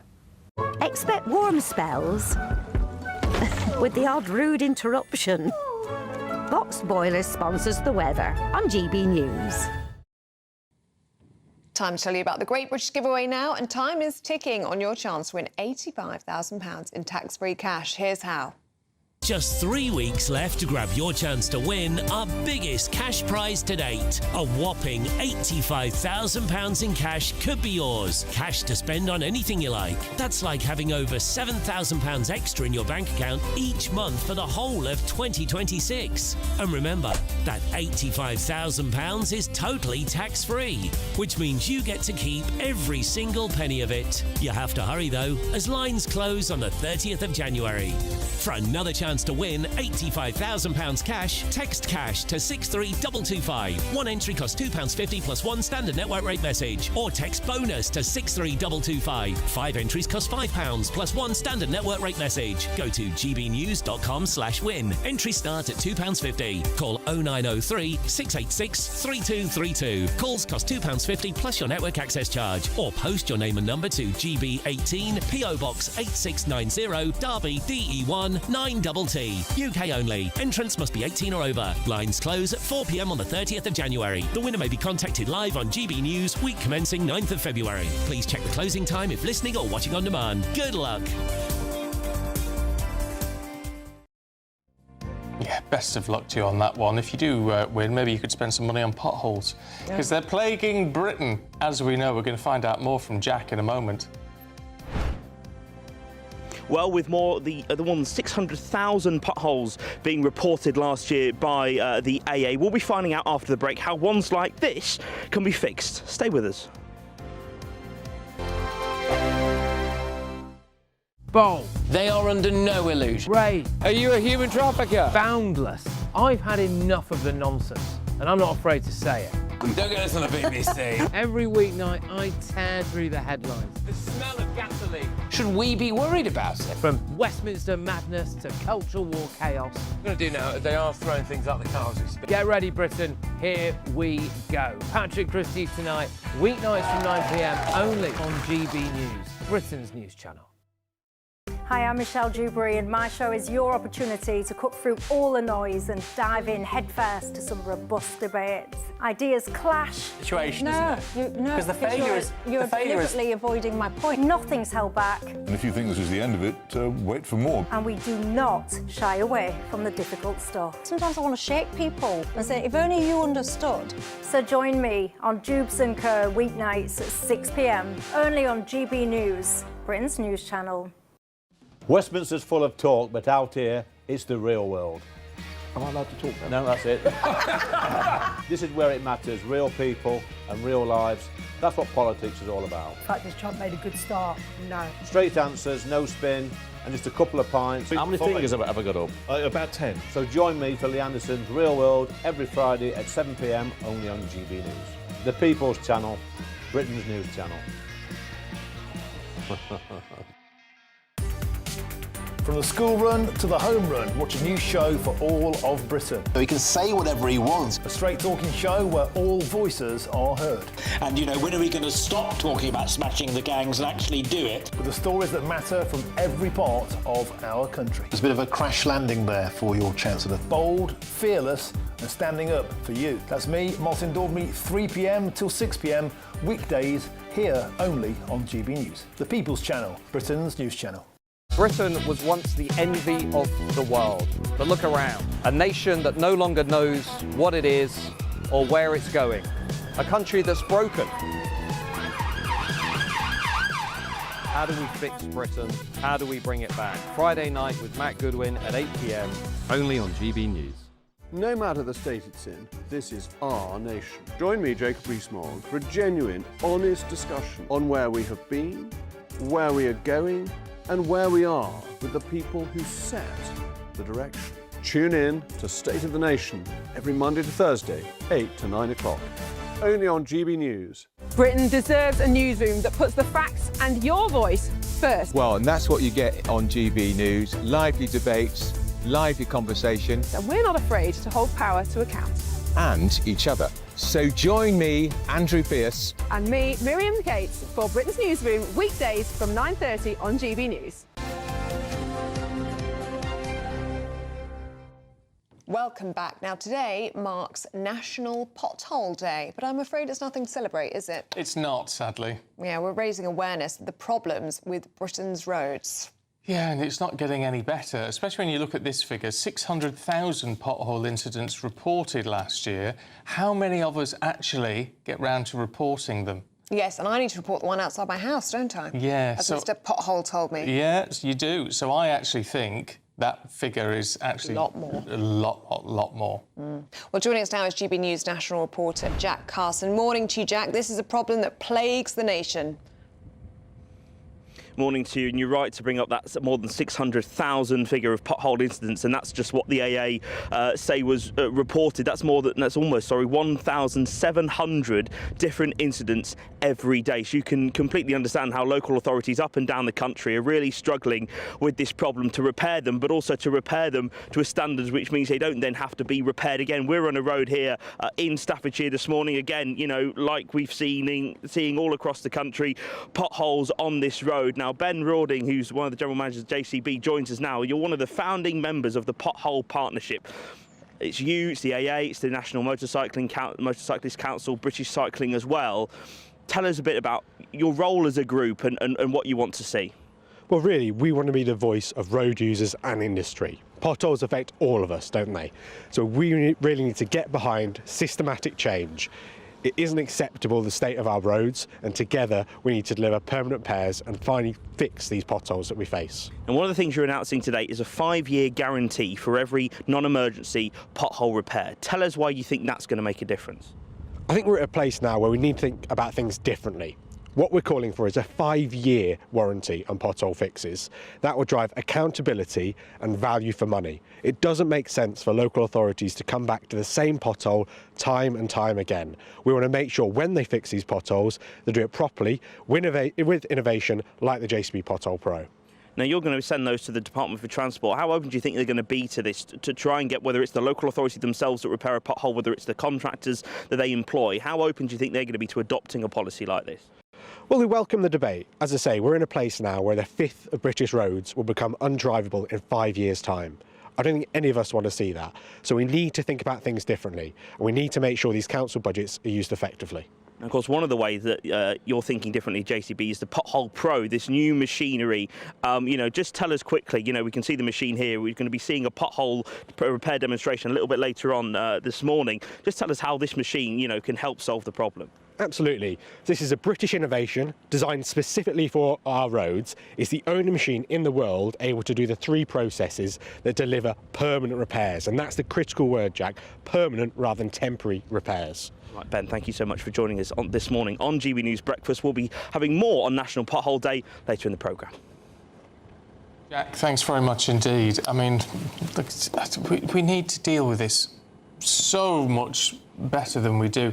I mean, it's interesting that Lauren has been in touch. Morning, Lauren. Says it's the cold snap. Ice water gets into the porous roads, freezes, expands, break up the tarmac. But she says Denmark have almost perfect roads. So how do they do it? Well, to be fair, their roads are probably a different type of tarmac. Right. Is it to deal with materials, to deal with their lower temperatures?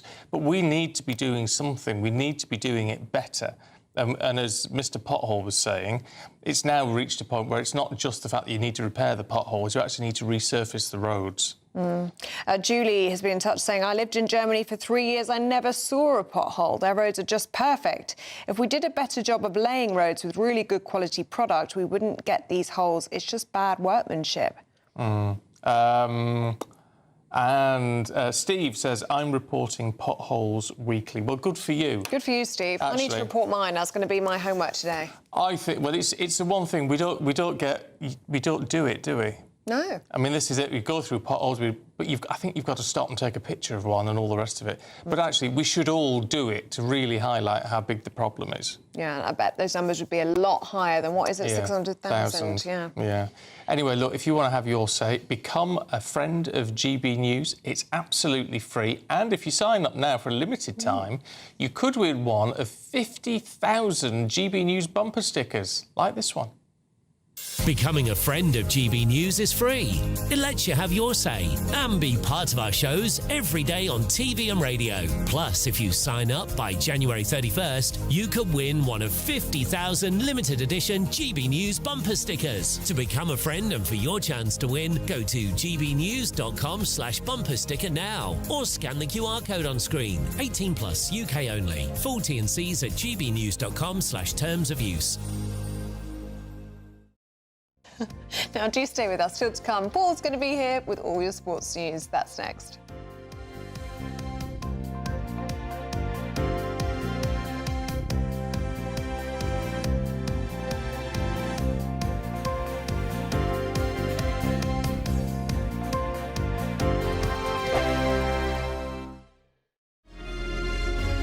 Thank you for making us Britain's #1 news channel. Together, we have built something truly extraordinary.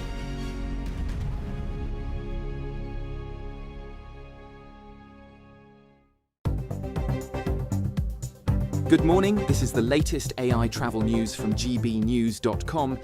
On the M74 northbound, there is a partial blockage between Junction 4 and Junction 3 after a road traffic incident. Congestion is also building on the M4 eastbound between Junction 26 at Malpas and Junction 24 at Coldra. On the M6 northbound between Junction 18 and Junction 19, delays are running at around 50 minutes, with traffic expected to ease after 7:30 this morning. And on the trains, cross-country is disrupted between Melton Mowbray and Leicester, and East Midlands Railway between Loughborough and Leicester. For more travel news, go to gbnews.com. Exciting news. Every Friday, my Patrick Christie's Tonight Show is going to have a twist to it. We're welcoming some special guests. You. That's right, on Fridays I'm going to be doing my show in front of a live studio audience because this show is about you and what you have to say. It's going to be the same big debates, same big topics, same big opinions. But every Friday night at 9 p.m, you are invited to come on down to Patrick Christie's Tonight to be a part of the action. Only on GB News, the People's Channel, Britain's news channel. Hi, I'm Michelle Dewberry, and my show is your opportunity to cut through all the noise and dive in headfirst to some robust debates. Ideas clash. Situation, isn't it? Because the failure is... You're deliberately avoiding my point. Nothing's held back. And if you think this is the end of it, wait for more. And we do not shy away from the difficult stuff. Sometimes I want to shake people and say, if only you understood. So join me on Jubes & Co weeknights at 6 p.m, only on GB News, Britain's news channel. 5 hosts, 5 opinions, 5 fearless debates, 5 unfiltered takes on the day's news. 5 reasons not to be anywhere else on Saturday night. This is the Saturday 5. You got me good there. Britain's biggest Saturday night TV show. It's not a bad brand. Yeah. Uncensored. Very, very racy tonight. On the unpredictable. What does she say? Can you translate it for us? And always entertaining. And how can a country go from being led by William Wallace Saturday nights from 6 p.m, only on GB News, the People's Channel. Britain's news channel. You're going to want to stay tuned, trust me. No matter the state it's in, this is our nation. Join me, Jacob Rees-Mogg, for a genuine, honest discussion on where we have been, where we are going, and where we are with the people who set the direction. Tune in to State of the Nation every Monday to Thursday, 8 to 9 o'clock, only on GB News.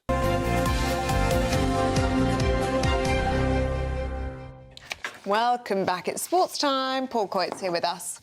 Morning. Good morning. What have you got for us? Carabao Cup? Yes, Chelsea 2, Arsenal 3. Arsenal previous. Right, I don't want to get lost in. I don't want to get lost in the maths. Arsenal's previous 4 two-leg semi-finals. They haven't won a leg until now. That make sense? Nope. No. Have a think about it. Have a think about it and then come back to me. So anyway, they have now, OK? They have now. It could have been better. It was a good result at Chelsea, so they win 3-2. But it was all with help from Robert Sanchez, their goalkeeper, who was flapping, and he's up with flapping, missing one, and then dived over another one, so 2 goals given away. Now, Liam Rosenior, you know, is the new Chelsea manager. Oh, yes. So at the point where you are with a manager, so if you see someone making mistakes early on in your tenure, you will then usually say, this is on me and this is it. But then later on, if things aren't going well, then it's the point of, yeah, it was all the goalkeeper's fault. So where do you think he is going to be on this? Or have I given it away? I think you've given it away. OK, let's hear from Liam Rosenior. No, I think the first goal was disappointing. It's a team. That was a team goal. That's not just not on Rob. I'm asking Rob to do things that he hasn't done before. I said to him before the game, and I made this really clear: when my players make mistakes, I'm accountable. That's on me. He made a save in the second half that was absolutely world class. That could have put us out of the tie. He will improve in terms of his understanding. He's had a very good season. There are very, very good moments with him, and I'll stay positive with him as I will with all the group. My job is to help them, not to blame them. He's a good boss, isn't he? Because all the mistakes I make, my boss never actually is accountable for those. No, I always get the blame for it. Yeah. OK. Yeah, no, I thought that was very good, though. He's done a lot of things that I've asked him to do that he hasn't done before. That's nice. Save goals. Yes, just stop the ball from going in. Now, I've got something really amazing for you. All right. Snooker in the Masters snooker, and already, Ellie, don't stay with me on this. You lost me at snooker, but No, stay with me.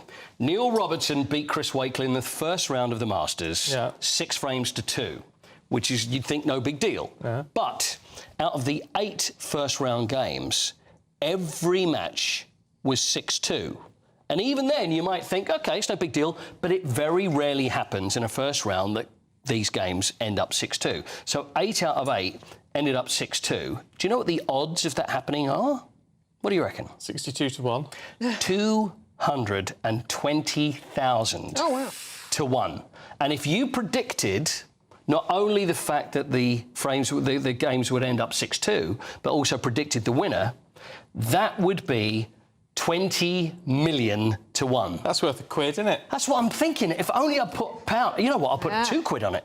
Yeah. Can you imagine? I might even stretch to a 5. 6-2. I would never record that. But anyway, that's you're as amazed as I am with that one. It's that dreaming, isn't it? It's the dreaming. I mean, you'd put the bookies out of business. God, 6-2. Anyway, should we play birthdays? I've got some birthdays. Oh, yeah. Yes. Let's play some birthdays for you. Right, OK, first birthday we've got some sporting and some non-sporting. It's Chloe Kelly, Miss the legendary Chloe Kelly. Scored the winning penalty in the Euros last year. So how old do you think Chloe Kelly is? I think one of you is going to be bang on for this. Really? I think Chloe Kelly is the big 3-0 today. Do you? I think she's 26. It's not going to be you. Oh, it's not you either. 28, right in the middle. 28. Oh, wow. Happy birthday, Chloe. How about Eric Dyer? Eric Dyer is a lovely man. He sat with my son when he was little and taught him every handshake. Private handshake, all the Spurs players did. All right. Lovely. He's a really lovely man. Plays at Monaco now. That's him when he was at Bayern Munich. So Eric Dyer, how old do you think Eric Dyer is today? And he's still playing now, yeah? Still playing now. Heading towards 34. the autumn of his career. 34. 34 for Eric Dyer. 32. Is the correct answer. Very good. 1-0. Right, let's go with another one. Legendary manager, David Pleat. I don't know whether he looks like he's going to fall over the balcony. There, easy there, David. So there's David Pleat. Played way back in the 50s, and then he's been a manager at Spurs, and he's been a manager at Luton, and anyway, Played in the keep going. 50s. Played in the 50s. But then he's going to have to be, I'm going to go, he's 90 today. Hold on, let me think. Did he play in the 50s? Yeah, late 50s. But he was better known as a manager in the 70s, 80s, 90s. 93. 81. Oh, that's really awkward. 81, OK. All right. Yeah, because you threw me with the play I probably in the 50s. did, I apologise. I probably did. Sorry, David. Right, what about this one? Claudia Winkleman. It's Claudia Winkleman's birthday today. How old is Claudia? Claudia is older than you think. Is she? No, I don't. What do you I think she's younger than that. I think she's either 53 or 54, and I don't know which one to go for. OK. I'm going to go 54. 54. I'm going to say 52. 1-1. 54 is the right answer. And finally, the last one, James Nesbitt. Who's in that lovely thing, Runaway, Harlan Coben, that I keep telling you about. Oh, is he? Yeah, by the way, I got so many messages yesterday saying people are actually listening to my suggestion. Oh, they're all mad. You're all mad. You two need to follow my advice. I'm doing well from now on. There's Anyway. other famous Northern Irish Manchester United fan. Right, so he's 60... 60 where? What's that? 60 where? 60 where? Come up with a... 64. 64? 65. 64, 65. I'm going to go 61. Is the winning answer. 61 is correct. Well Very good. That was really good. Very good. It was like the 1 point slam again, which we'll do in the next hour. Do I get $1 billion Australian dollars? 1 million Australian dollars. 100K. Lovely. Excellent. Very good play. All right. Squirty. Oh, thank you. Yeah. Guess what? Coming up, guess what supermarkets have already started selling? Oh, I know the answer to this. I saw it yesterday. All right, well, we'll get the details from James Rampton and AJ Pritchard in the papers in a moment. Yes, but first, if you're in search of some holiday sun, and who can blame you because it's freezing outside, here's the forecast across Europe. Ready to soak up that holiday sunshine? Won't we need some cover? No worries. All sorted. All Clear Travel Insurance sponsors GB News Travel Destinations Forecast. Through the rest of the week and into the weekend, there's some pretty unsettled weather spreading its way eastwards across the Mediterranean. As we go through tomorrow, there'll be rain, even some hill snow pushing through Portugal and Spain, also some heavy bursts of rain across southern France. All of that is going to make its way eastwards, and so although there's some dry, at times bright weather around at the moment, as we go into the weekend, we're in for some heavy thundery rain and also some strong gusty winds leading to rough seas. All Clear Travel Insurance sponsors GB News Travel Destinations Forecast.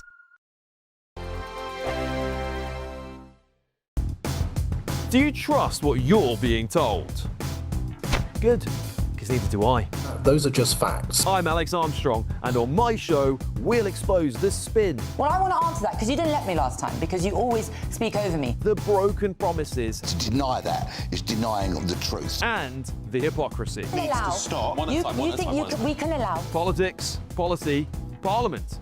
Nothing is off limits. No sugarcoating, no fear of offence, just the truth laid bare. Tune in every Saturday and Sunday at 9 p.m. for Alex Armstrong Tonight, only on GB News, Britain's news channel. Britain's newsroom, weekday mornings from 9:30. Drivers over the age of 70 will soon be required to take an eye test every 3 years. These are under new government proposals which they say will dramatically improve road safety.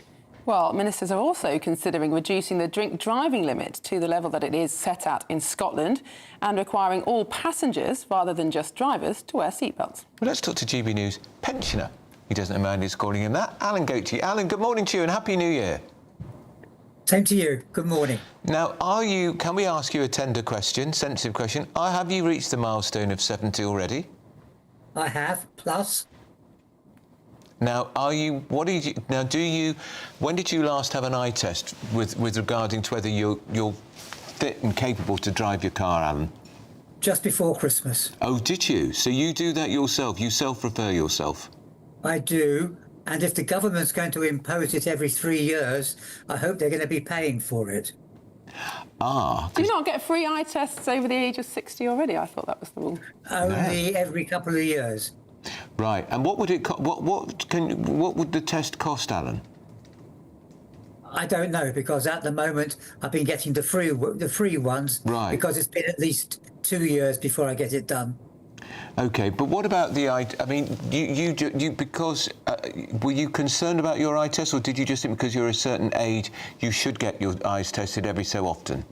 I've got a history of detached retinas, so of course I am concerned about my eyesight.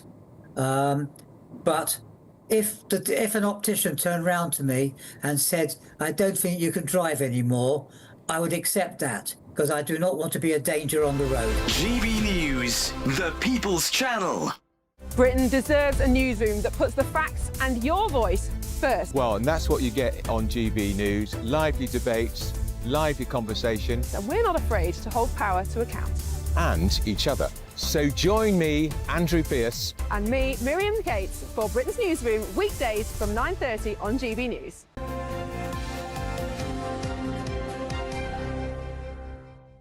Police chief, or do you think you've done enough on that? Well, we are back on air, James Rampton. Well, I think the police chief I can't even it's speak very now. good. The police chief, that's a tongue twister. Well, we'll come to James Rampton and AJ Pritchard in just a moment with the papers. Yes, but first we thought we'd look back on our interview with Wes Streeting in the last hour. Let's have a little listen to what he had to say. I don't expect people in public office or in public service to be infallible. I don't expect them to be perfect. I do expect them to be honest, and I do expect them to uphold high standards, and I do expect them, when they've fallen so woefully short, to do the right thing and resign. And I am shocked he is still in post today. I would be surprised if he's still in post by the end of the day. Well, James Rampton, that's Wes Streeting saying he'd be shocked if he was still in his post by the end of today. Do you agree? Absolutely, and well done, by the way. I think you got some really good lines out of him. I mean, he's a very canny politician. He never says anything that will damage himself, and it's often about promoting himself. But I would agree with Streeting that I cannot see how Craig Guilford can still be in post this evening. I think that what he's done is shameless, as the front of the Daily Mail says, and Streeting seems to really connect with people in a way that, unfortunately, the Prime Minister and the Chancellor don't. They can't speak human in the same way that Streeting and indeed Angela Rayner can. They can't relate to voters in the way they speak and the way they act. They're not natural politicians, but Streeting is a born politician. What do you think, AJ? Yeah, I think the clip that we saw then, hearing him say is shocked. Well, it would be shocked. Like we hear here, the pack of lies. One of the key pieces of evidence that was cited for the West Midlands was that there was going to be supposedly 500, 600 fans there to actually cause and target Muslims communities. And I think anybody hearing that would be shocked. And I think it's important to, as you said, I enjoy that, human. He speaks human, like it's real emotions. I think that's very important for somebody that's on TV and representing a lot of people, especially regarding his work with the NHS. Talking of being really human, in The Guardian, James, this morning, this concern there's been over Grok, yes, which most of us have never heard of, but is the AI tool on Twitter. The Prime Minister says he's been told that Grok, this nakedness business it can do, is being stopped.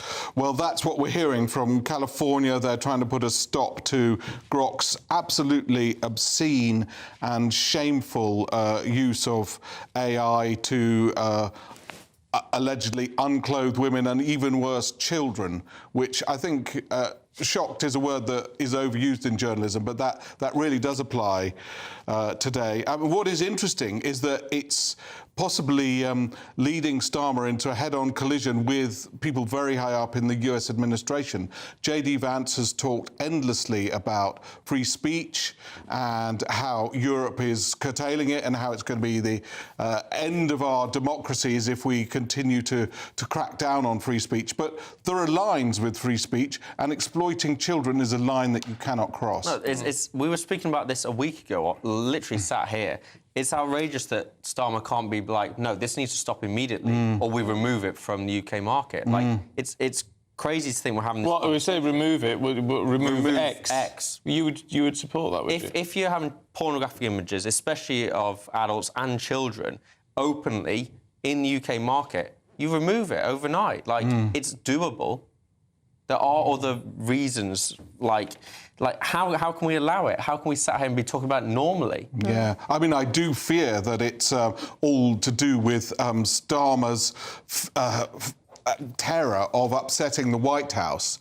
You know, he's really, really scared of Trump or Vance saying, oh, well, you know, we disregard the UK now because it's undemocratic and it's closing down free speech. But there are some things that are more important than the so-called... Free speech is great, but it's his job to be here and make these decisions. That's what he's paid to do, that's what he's employed to do, like, make the decision and move forward from it. We can't be sitting, next month we're going to still be talking about this? Yeah, we can't be kowtowing to the White House all the time.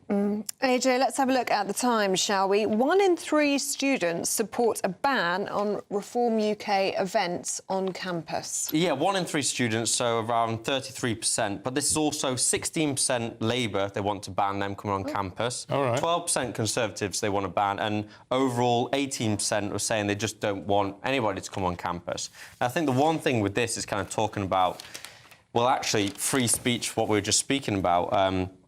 But the best way, the kind of Richard Tice, Reform's deputy leader, said the British universities have abandoned being that kind of debate centre. Like, the whole point of going to university and having these debates is about talking, surely, and having people come from different parties and hearing their voice. How can you ban somebody, or let alone a person or an individual of a community, when it's like, well, aren't we supposed to be talking about this? I mean, look, I'm not surprised in a way, because students actually, bizarrely, do like to ban a lot of things, and they'll just be voicing off. Fine. What worries me more is the 18% who say we want to, in effect, ban all politics, from university. That is where you go to talk about politics. Yes. It's where you form your opinions and those opinions are forged through disagreements and debate, as you rightly say, AJ.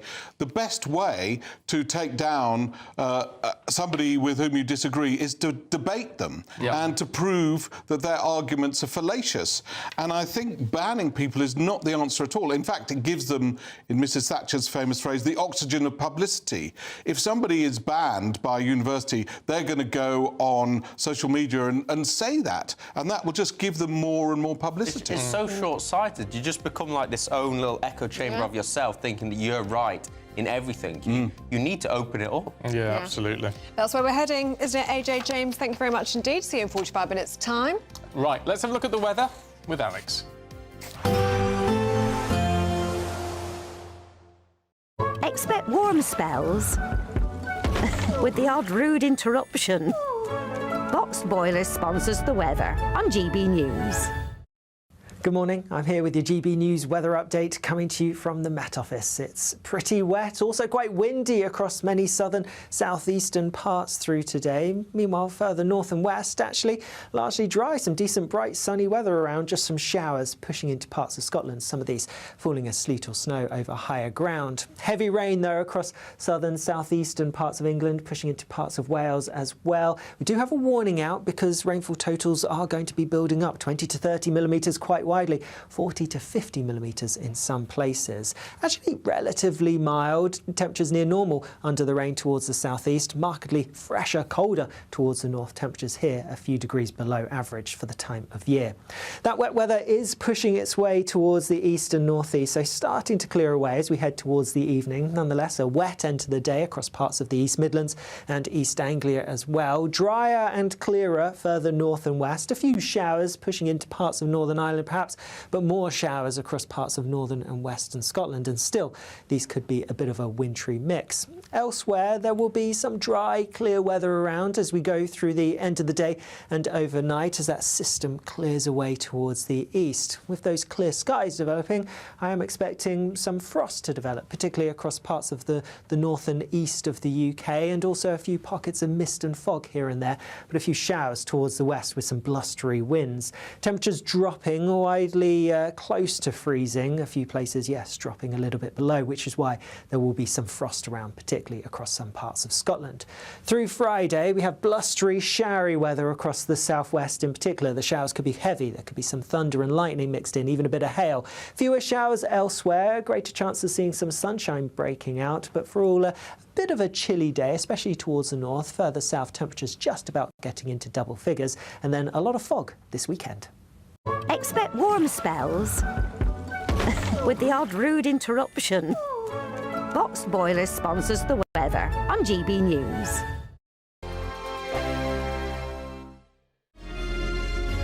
Thank you, Britain, for helping us reach 10 million followers across our social media platforms. We're truly honoured to have your trust, one follower at a time.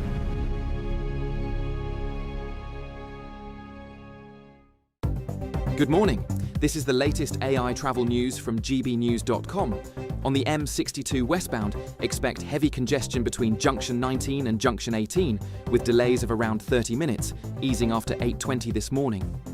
In Leicestershire, the M1 northbound exit slip at Leicester Forest East Services is shut after a load spillage, with recovery expected after 10:24 this morning. In Surrey, the A3 northbound is closed between the A247 and the M25 after a serious crash, with long delays until after 11:42 this morning. And on the trains, disruption continues between Melton Mowbray and Leicester, and between Loughborough and Leicester. For more travel news, go to gbnews.com. There's just 3 weeks left to grab your chance to win our biggest cash prize to date. An incredible £85,000 in tax-free cash could be yours. Cash to make 2026 the year of yes. That's yes to holidays, yes to treats, yes to making all of those dreams come true this year. Just make sure you don't miss out. For another chance to win £85,000 cash, text cash to 63225. One entry costs £2.50 plus one standard network rate message. Or text bonus SMS to 63225. 5 entries cost £5 plus 1 standard network rate message. Go to gbnews.com/win. Entries start at £2.50. Call 0903 686 3232. Calls cost £2.50 plus your network access charge. Or post your name and number to GB18 PO Box 8690 Derby DE1 9TT. UK only. Entrance must be 18 or over. Lines close at 4 p.m. on the 30th of January. Please check the closing time if listening or watching on demand. Good luck. At GB News, we love to hear from you, our loyal community. So drop us a line at gbnews.com/yoursay.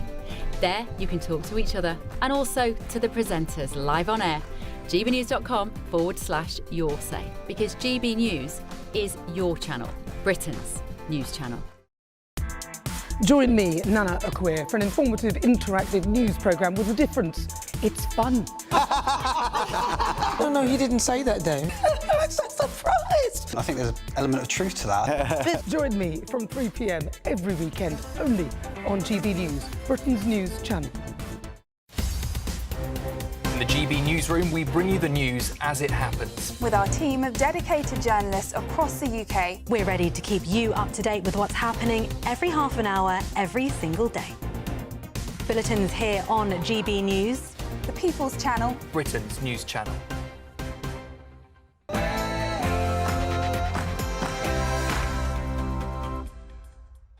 Good morning. An unprecedented standoff between the Home Secretary and a Chief Constable as the under-fire officer refuses to resign despite admitting to lying in order to ban Israeli football fans from a game. Well, earlier on the programme, the Health Secretary made it clear that he's shocked that Craig Guilford hasn't already resigned. I genuinely thought when the Home Secretary stood up and laid out all the facts, as many brilliant journalists have exposed, I genuinely thought that she would also be announcing that she had received his resignation, or the Police and Crime Commissioner had received his resignation. Because I'll tell you what, if I'd been in that position, I suspect many of your viewers have been in that position, that's what any of us would have done. Well, I'll give you the details on why this row has spiralled quite so fast and how the government is going to have to rewrite the rules on who gets to sack a police chief. Also this morning, the social media platform X is to stop the Grok AI tool from undressing images of real people following a widespread backlash. The British Embassy in Iran closes as fears grow of a US strike on Tehran. It's after the Islamic Republic called off executions of protesters at the 11th hour. Been notified and pretty strongly, but we'll find out what that all means. But we've been told that the killing in Iran is stopping, and it's stopped, and it's stopping. The UK deploys a military officer to Greenland after Denmark and the US failed to reach agreement over the future of the territory. Trouble for South East Water as the regulator Ofwat launches an investigation. It's after thousands of homes were left without drinking water. Today is National Pothole Day. Campaigners highlighting a £17 billion backlog in road repairs. And in the sport this morning, in the first leg of their Carabao Cup semi-final, Arsenal beat Chelsea 3-2 thanks to a couple of goalkeeping clangers. Hearts stay 6 points clear at the Scottish Premiership. And the amateur tennis player that beat the world's best to win $1 million Australian dollars. There's a bit of sunshine for some of us today. Meanwhile, in the south and southeast, plenty of wet and windy weather. Join me later to find out what you're going to get. It's just gone 8 o'clock. I'm Stephen Dixon. I'm Ellie Costello, and this is GB News Breakfast.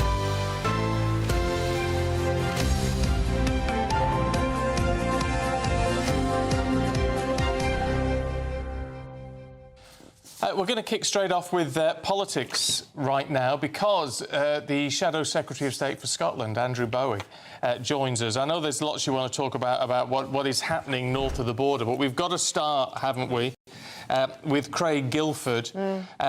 What is going on here? Because the Conservatives, from what we can see from the press releases doing the round, you seem pretty confident that the Home Secretary can, in effect, force the PCC, the Police and Crime Commissioner, to get rid of the Chief Constable, even though they can't sack them directly?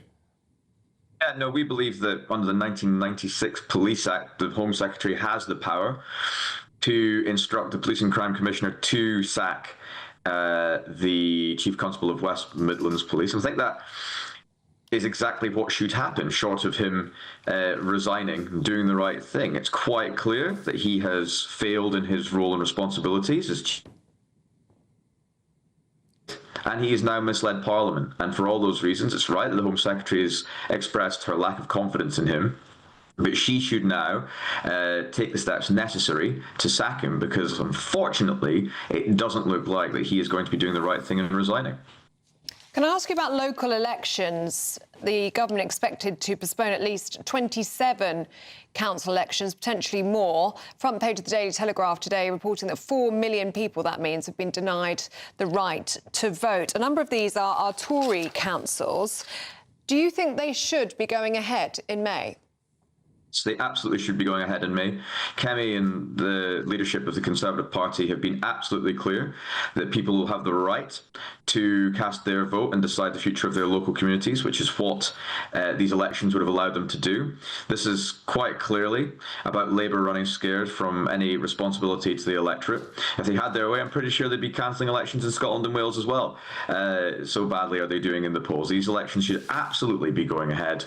People should absolutely have their right to cast their vote and decide the future of their local areas. And I would encourage all councils to do the right thing and ensure that these elections go ahead in May.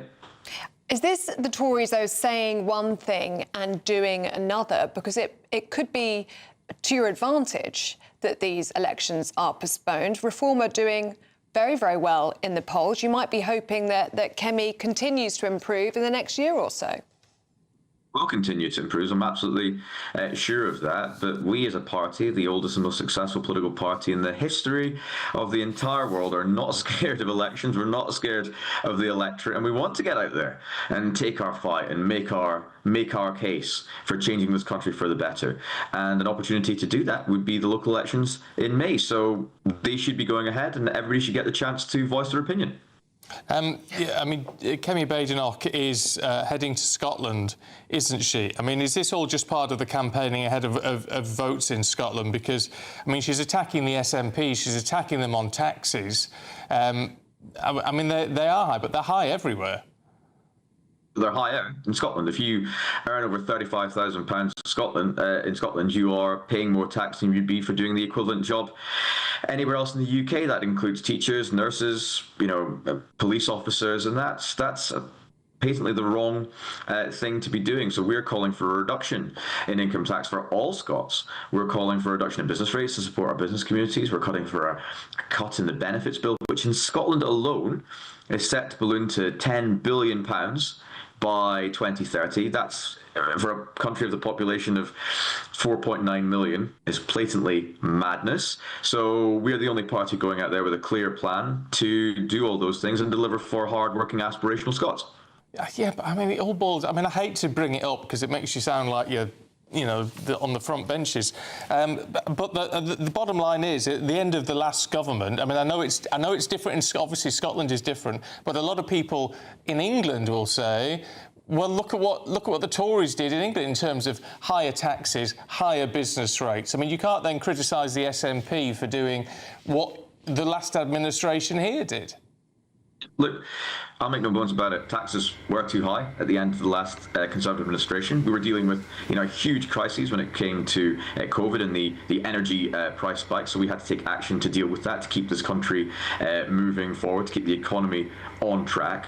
But it was even worse in Scotland. You're paying £1,500 extra if you earn 50 grand in Scotland, and that's insane, right? At a time when everybody's feeling the pinch, everybody's feeling the cost of living. So we are saying reduce taxes for all in Scotland. Let's get back down. Let's make it a level playing field across the United Kingdom. So if you're doing a job in Scotland, you're paying the same taxes you would be for doing that same job in England. Are taxes too high? Yes. Should they be cut? Absolutely. Will the Conservative Party go into the election promising to cut the cost of living and allow people to keep more of their hard-earned cash in their pockets? Definitely. And we're doing that especially in Scotland, where people are keeping even less of their hard-earned cash in their pocket than they would be anywhere else in the United Kingdom. OK, Andrew Bowie, thank you very much for joining us this morning. All right, let's see what Olivia Utley makes of it all. Morning, Liv. Morning. Unfortunately, I couldn't hear Andrew. Oh, could you not hear what he was saying? Oh no. I mean, look. I mean, it's interesting because on the. Let's kick off with the Scotland issue because I mean that's what you really wanted to talk about. And yeah, having a go at the SNP over taxes higher in Scotland than they would be for equivalent salaries over down here in England. My point is, it's a fair attack.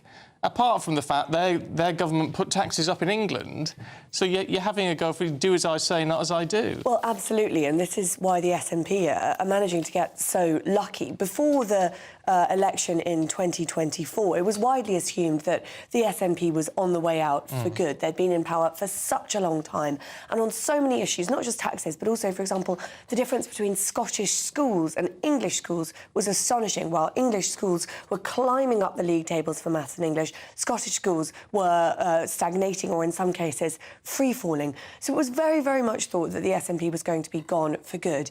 In that election, the SNP lost lots and lots of seats in Westminster. Labour came back as a force to be reckoned with. But, of course, in the last year and a half, we have seen Labour's fortunes turn in a way that is almost unprecedented, winning this election with an enormous majority just 18 months ago, and now, in some cases, in third or fourth place in the polls. The SNP is benefiting from that because in Scotland, the Conservative Party hasn't really been popular since the days of Boris Johnson. Scots didn't particularly warm to Boris Johnson. They once had a very charismatic leader in Ruth Davidson who managed to get a presence going. But on the whole, Scotland is historically not a very conservative place. That means, as Nigel Farage said last week, that in Scotland, in these Holyrood elections, it is a straight race between the SNP and Reform, but even Nigel Farage was prepared to admit that the SNP are far, far ahead. In Scotland, it almost doesn't really matter what the SNP's record has been. People just don't really like Labour. They really, really don't like the Conservatives. And Reform is yet to really build their presence there. Perhaps that will change when Nigel Farage announces the new leader of Reform Scotland. OK. Liv, thank you very much indeed. Now, the West Midlands Police Chief Constable, the man responsible for banning the Maccabi Tel Aviv fans from a match with Aston Villa last year, is refusing to quit, which is shocking a lot of people, despite that report exposing lies linked to his decision.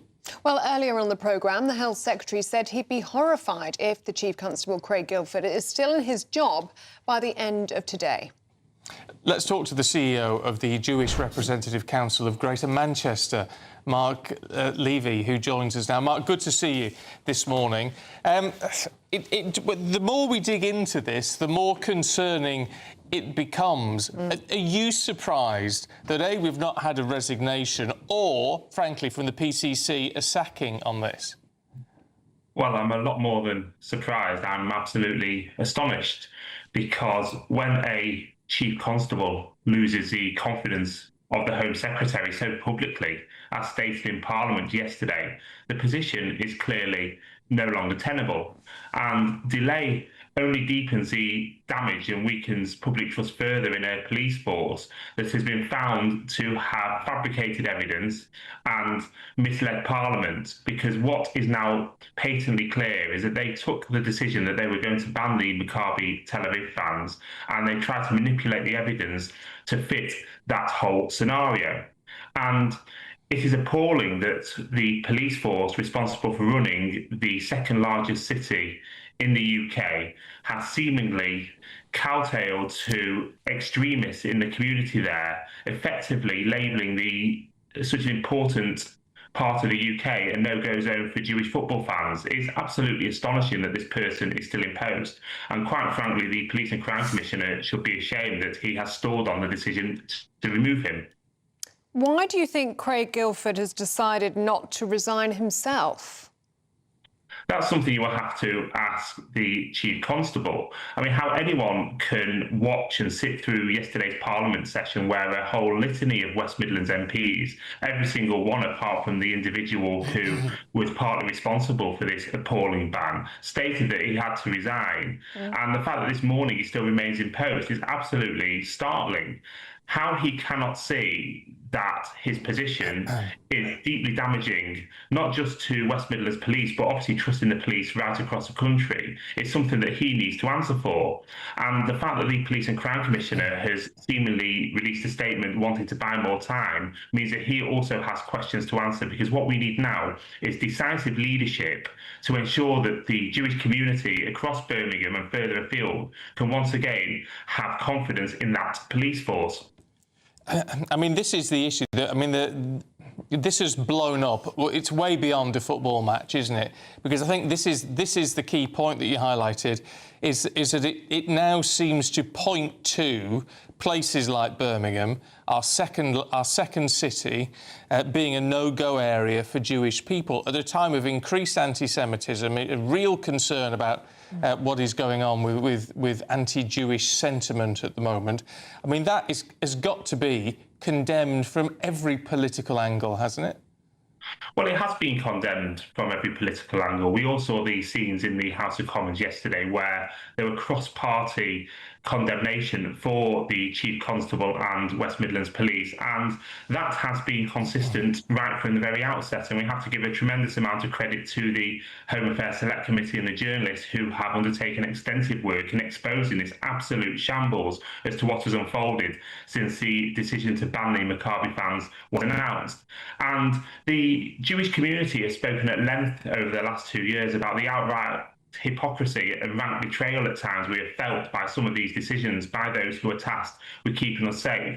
And that hypocrisy was so blatantly laid out before everyone with the visit of Young Boys to Villa Park a couple of weeks after the Maccabi game. So Young Boys fans have a far worse reputation than the Maccabi fans. Yet there was no clamour to ban them. There was no clamour to ban the Swiss fans. And what happened in the ground, the match actually had to be suspended for a period of time because the Young Boys fans were rioting. So what is it that is different about the Maccabi fans and these fans from Switzerland? And I'm sure your viewers will be able to appreciate that the only conceivable difference that I can establish is that the Maccabi fans are Jewish and Israeli.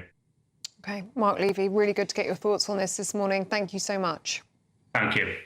Well, we're going to be watching that very closely. I mean, everyone seems to agree if there's not some action on this today, then there'll be a lot of trouble. Whether he'll resign or whether he'll be sacked, I don't know, but something's got to happen today. So we'll be right across that for you. Now at 15 minutes past 8, let's get a check on the weather with Alex Burkle. Expect warm spells with the odd rude interruption. Boxed Boilers sponsors the weather on GB News. Good morning, I'm here with your GB News weather update coming to you from the Met Office. It's pretty wet, also quite windy across many southern, southeastern parts through today. Meanwhile, further north and west, actually largely dry, some decent bright sunny weather around, just some showers pushing into parts of Scotland, some of these falling as sleet or snow over higher ground. Heavy rain though across southern, southeastern parts of England, pushing into parts of Wales as well. We do have a warning out because rainfall totals are going to be building up, 20 to 30 millimetres quite widely, 40 to 50 millimetres in some places. Actually relatively mild, temperatures near normal under the rain towards the southeast, markedly fresher, colder towards the north, temperatures here a few degrees below average for the time of year.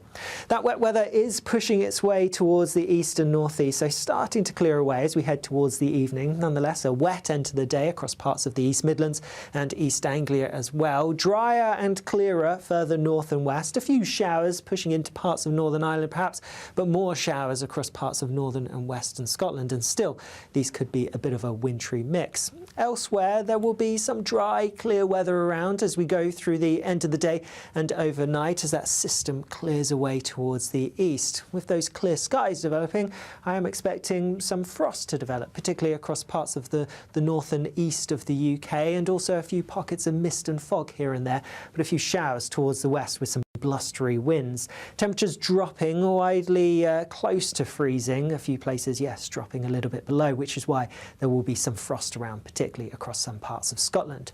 Through Friday, we have blustery, showery weather across the southwest in particular. The showers could be heavy. There could be some thunder and lightning mixed in, even a bit of hail.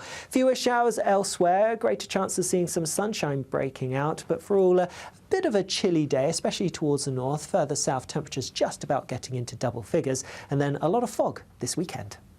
Expect warm spells with the odd rude interruption. Boxed Boilers sponsors the weather on GB News. 18 minutes past 8, it's time for the Great British Giveaway. £85,000 in tax-free cash. You're down to your last couple of weeks, really. Here's how you enter.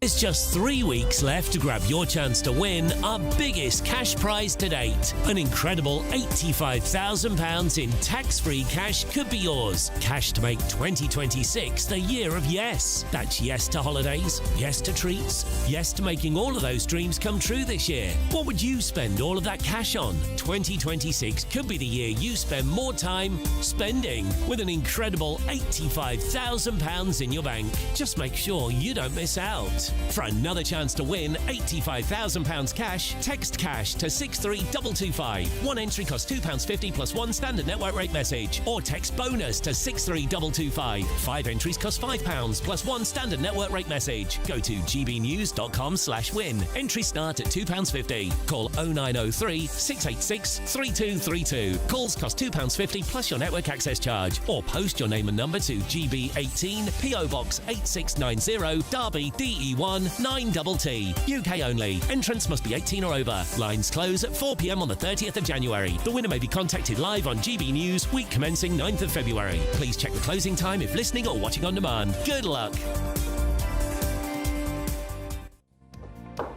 Lots of you getting in touch on potholes today. It is National Pothole Day, of course. It is. I had one here from Gary who says every year the councils have to give an update on the roads that they have repaired. They can use this. Apparently, they can use it as an excuse, saying that they have repaired miles of roads, but they do have a responsibility. So just so you know, it's worth checking with the local council and reporting it as well if you see a pothole. Reporting it is the thing. I mean, I don't know, councils have always got an excuse for not doing it. Yeah. Don't they? But if you report it, that's a good first step, isn't it? It is. It's something, at least. It means you're informing the numbers, if nothing else. Yeah. Now, do stay with us. Still to come, the Home Secretary has said she has no confidence in West Midlands Police Chief Constable, but she can't actually sack him. We're going to be debating if the rules should change next.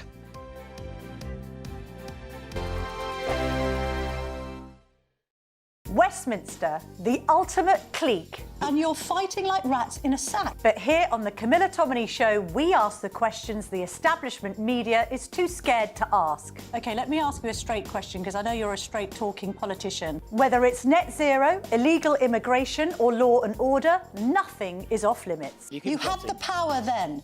Yeah, as I and say, now you've lost it. That's the Camilla Tominey Show, a politics show that's fearless. But no, let me finish my question if you don't mind, because it is my show. Sundays at 9:30, only on GB News, the People's Channel, Britain's news channel. Nana Queer, weekends from 3 p.m. Relationships, you do have to set your boundaries, which means know what is acceptable behaviour for you and don't tolerate anything else. And actually, my book, Screw You, Watch This, is called Screw You, Watch This. I thought you'd like the title. I do like that. It's quite punchy, but it's not screw you to your ex, it's screw you to the fear and being held back and the loneliness and your old story about what you accepted. And Watch This is, right, I'm going to step up, I'm going to take my power back and let's move on to the new chapter. And it kind of is my motto and has been for many years. And I have a training school, I train people to become coaches, and that's our motto in the school because it kind of lights a bit of a fire in your belly. Screw you, watch this. I think I've had that motto for a long time. I can go from 0 to 60 in about 2 seconds, maybe one actually. So have you found new love? Not at the moment, Nana, so I'm going to be looking to you for some recommendations. I'm really fussy. So, very good book. I'm looking forward to reading it. Just a reminder, you said you've got free stuff on the website for people to go to, so what's the web address? Yeah, so it's saradavison.com, and if anyone is struggling right now with a toxic or any kind of divorce, we have free online support groups every week, 3 hours, run by my accredited coaches that I've trained myself, and you can go on and get your questions answered and just give us a bit of support to people who need it. OK, and very quickly, the first start for somebody who's listening and watching and thinking, all right, I want to divorce my partner, what's the first thing they need to be doing? Get your ducks in a line. Don't rush into something. First of all, if you can save the marriage and work at it, try that. If you know it's done, then look at getting your breakups team around you. So, yeah, a good friend you can confide in, a good legal advisor, financial advisor. Get the people around you who can answer the questions that keep you awake at night. It's a great way to dial down the negative emotions and start to feel a bit more in control. GB News, the People's Channel. Britain deserves a newsroom that puts the facts and your voice first. Well, and that's what you get on GB News. Lively debates, lively conversation. And we're not afraid to hold power to account. And each other. So join me, Andrew Pearce. And me, Miriam Cates, for Britain's Newsroom, weekdays from 9:30 on GB News.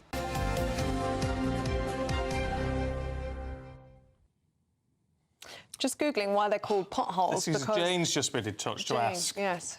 Why are they called potholes? I don't know, Google it, Jane. Well, they're called potholes, Jane, because the word combines pot and hole.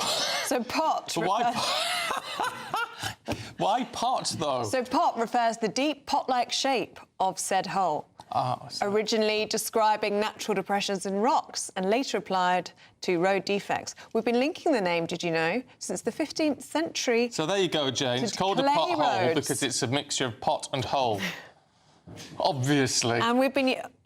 Oh, and do you want to know the worst part? And I'm not sure if I wanted to know this. The American version is a chuck hole. A chuck hole? Yes. Chuck hole. And the French call it a nid de poule. Yes, meaning a hen's nest. So there you go. Oh, well, I bet you're glad. Oh, it's poulet, then, wouldn't it? Nid de poulet. Yes, so I bet you're delighted that you've asked that question, Jane. Well, you know, National Chuck Hole Day isn't quite the same. No, or nid de poulet, which is a shallow hole where chickens dust bathe, just so you know. Anyway, gbnews.com/you'll say. Well, there we provided you with all the information you really didn't need to know this morning. Should we take a break? No, we better have it. No, we need to actually get on with our top story today, don't we? Because the Home Secretary has said she has no confidence in West Midlands Police Chief Constable, but she can't actually sack him. So we're debating if the rules should change so that she can. Yeah, so let's talk to former Police and Crime Commissioner Anthony Stansfield and Police and Crime Advisor for Reform UK, Colin Sutton. Good to see you both. Right, Anthony, let's start with you as someone who was a PCC, and as a result of that, you are technically the only person who can sack your Chief Constable. Should that remain or should that change? I mean, I know the role of PCC is changing, but whatever replaces it. I think in principle it's the right rule. I don't think the Home Secretary should generally be able to just sack Chief Constables and put in the ones they want. You get a very politicised police force if you did that. However, I have to say, this particular one does seem to be a glaring exception to the normal rule of common sense on this one. And obviously he's failed to perform completely, the Chief Constable, and the PCC is doing absolutely nothing about it. And they appear to be in a sort of political hole with their Islamists, I'm afraid, on their boards. And they're coming up with some extraordinary decisions, and the Home Secretary at some stage has to stand in. But as a general principle, I think it should be the PCCs or whatever replaces them, not the Home Secretary. But there has to be the occasional exception, and this may be it. Colin, what do you make of it? Yeah, I think it should be both. I think there should be a residual power there. This is one of the things, for once, the government is right in saying it was all the Tories' fault. It was another of the many things that Theresa May brought in that hollowed out the police service, and this is the effect of it. But, you know, if Shabana Mahmood wanted to do something about this, she could do it today. You can get an emergency 2-line bill through. I mean, it wouldn't even be 2 lines, it's 1 line. Notwithstanding other enactments, the Home Secretary has the power to remove Chief Constable. 1 line. Get it through. There'd be very little opposition, possibly one or two of the honourable members for Gaza. But there is another way. There's another way that we shouldn't lose sight of here. This Police and Crime Commissioner is a Labour politician. He is subordinate to the Labour leader. There is discipline within the party. Why does Keir Starmer, as leader, if he wanted to be a leader for once, not pick the phone up and say, you will exercise your power because this is causing us problems? And actually, that's an opportunity for a win for the Prime Minister, because he would be, for once, shown to be decisive and doing something about it. But there would be something, but Anthony, there'd be something even easier than that, wouldn't it? I mean, you'll know this better than the rest of us, I imagine, but under the 1996 Police and Crime Act or whatever, there is apparently a way for the Home Secretary to force the PCC to act. It's Section 40 of the Police Act 1996. Yes, I don't think it's ever been used. The Home Secretaries have never absolutely forced the PCCs to do something. Maybe now is the time that that should be used. But this particular PCC and Chief Constable appear to be totally out with the fairies with what they're doing at the moment. They've lied. The Chief Constable lied to the Home Affairs Select Committee time and time again. He's lied since, and he obviously shouldn't be in the role. And the PCC has done absolutely nothing about it, and the system has gone wrong in this particular case. Well, Colin, under this Section 40 of the Police Act that we're talking about, that would give the Secretary of State, so in this instance, the Home Secretary, the power to intervene in cases where a police force is failing or likely to fail to discharge its functions effectively. Do you feel as though we've met the threshold in this set of circumstances? I'm sure we've met that threshold. The Home Secretary yesterday in the House said that she felt that the explanatory notes to the later acts meant that that precluded her from using that power. I don't necessarily agree with that, and I believe she's a lawyer, and I think she should know that the explanatory notes do not form part of the statute. So I think it's quite possible that that power could be used.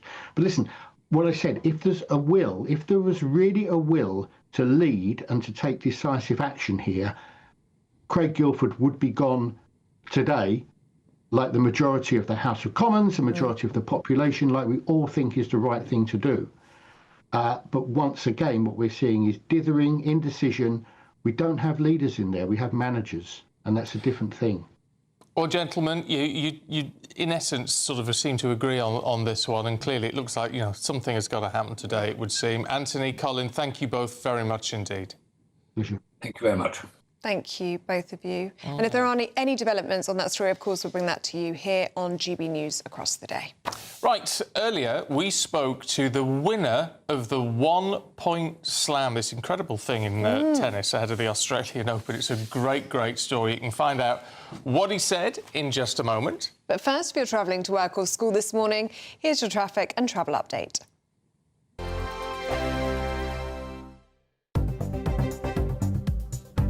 Good morning, this is the latest AI travel news from gbnews.com. On the A1 near East Linton, a broken down vehicle is partially blocking the road, so please approach with caution. On the M4 eastbound, delays are building on the junction 32 Corriton off-slip. In Tameside, the A628 westbound is congested between the A6024 and the A57, with normal conditions expected to return between 8:30 and 8:45 this morning. And on the trains, cross-country services are disrupted between Melton Mowbray and Leicester, and East Midlands Railway is reporting disruption between Loughborough and Leicester. For more travel news, go to gbnews.com.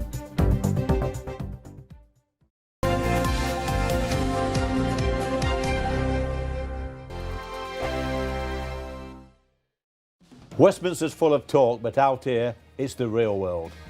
Am I allowed to talk now? No, that's it. This is where it matters, real people and real lives. That's what politics is all about. In fact, has Trump made a good start? No. Straight answers, no spin, and just a couple of pints. How many fingers have I got up? About 10. So join me for Lee Anderson's Real World every Friday at 7 p.m, only on GB News. The People's Channel, Britain's news channel. You want to know what's really going on in the corridors of power? Labour don't know what to do with you half the time, and that makes you quite lethal in the chamber. Get behind the headlines with Chopper's Political Podcast. Join me, Christopher Hope, as I sit down with the great and the good of British politics. We'll see where this ruling takes us. These are the stories shaping our nation. Chopper's Political Podcast, available now on all platforms. Listen in and stay ahead. Decisions made in Washington aren't just shaping America, they're shaping Britain too. From migration to global security, from crime to health. Whatever happens in the White House today will be felt in your town or city tomorrow. That's why The Late Show is live from Washington, D.C. Cutting through the politics to show you what it all means for Britain. The Late Show live every night at midnight. Only on GB News, Britain's news channel. Bold. They are under no illusion. Ray, Are you a human trafficker? boundless. I've had enough of the nonsense, and I'm not afraid to say it. Don't get this on the BBC. Every weeknight, I tear through the headlines. The smell of gasoline. Should we be worried about it? From Westminster madness to cultural war chaos. What I'm going to do now, they are throwing things out the car as we speak. Get ready, Britain. Here we go. Patrick Christie tonight, weeknights from 9 p.m, only on GB News, Britain's news channel. At GB News, we love to hear from you, our loyal community. So drop us a line at gbnews.com/yoursay. There you can talk to each other and also to the presenters live on air. gbnews.com/yoursay, because GB News is your channel, Britain's news channel. Join me, Nana Akweer, for an informative, interactive news programme with a difference. It's fun. No, he didn't say that, Dave. I'm so surprised. I think there's an element of truth to that. Join me from 3 p.m. every weekend, only on GB News, Britain's news channel. In the GB newsroom, we bring you the news as it happens. With our team of dedicated journalists across the UK, we're ready to keep you up to date with what's happening every half an hour, every single day. Bulletins here on GB News, the People's Channel, Britain's news channel.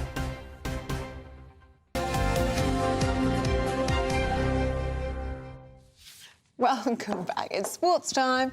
Paul Coit is here with us. Should we talk a little tennis? Yes, let's. Shall we talk a little tennis? Australian Open starts on Sunday, and the draw has been made, so I will go through some of the British players who will be involved. Oh, yeah.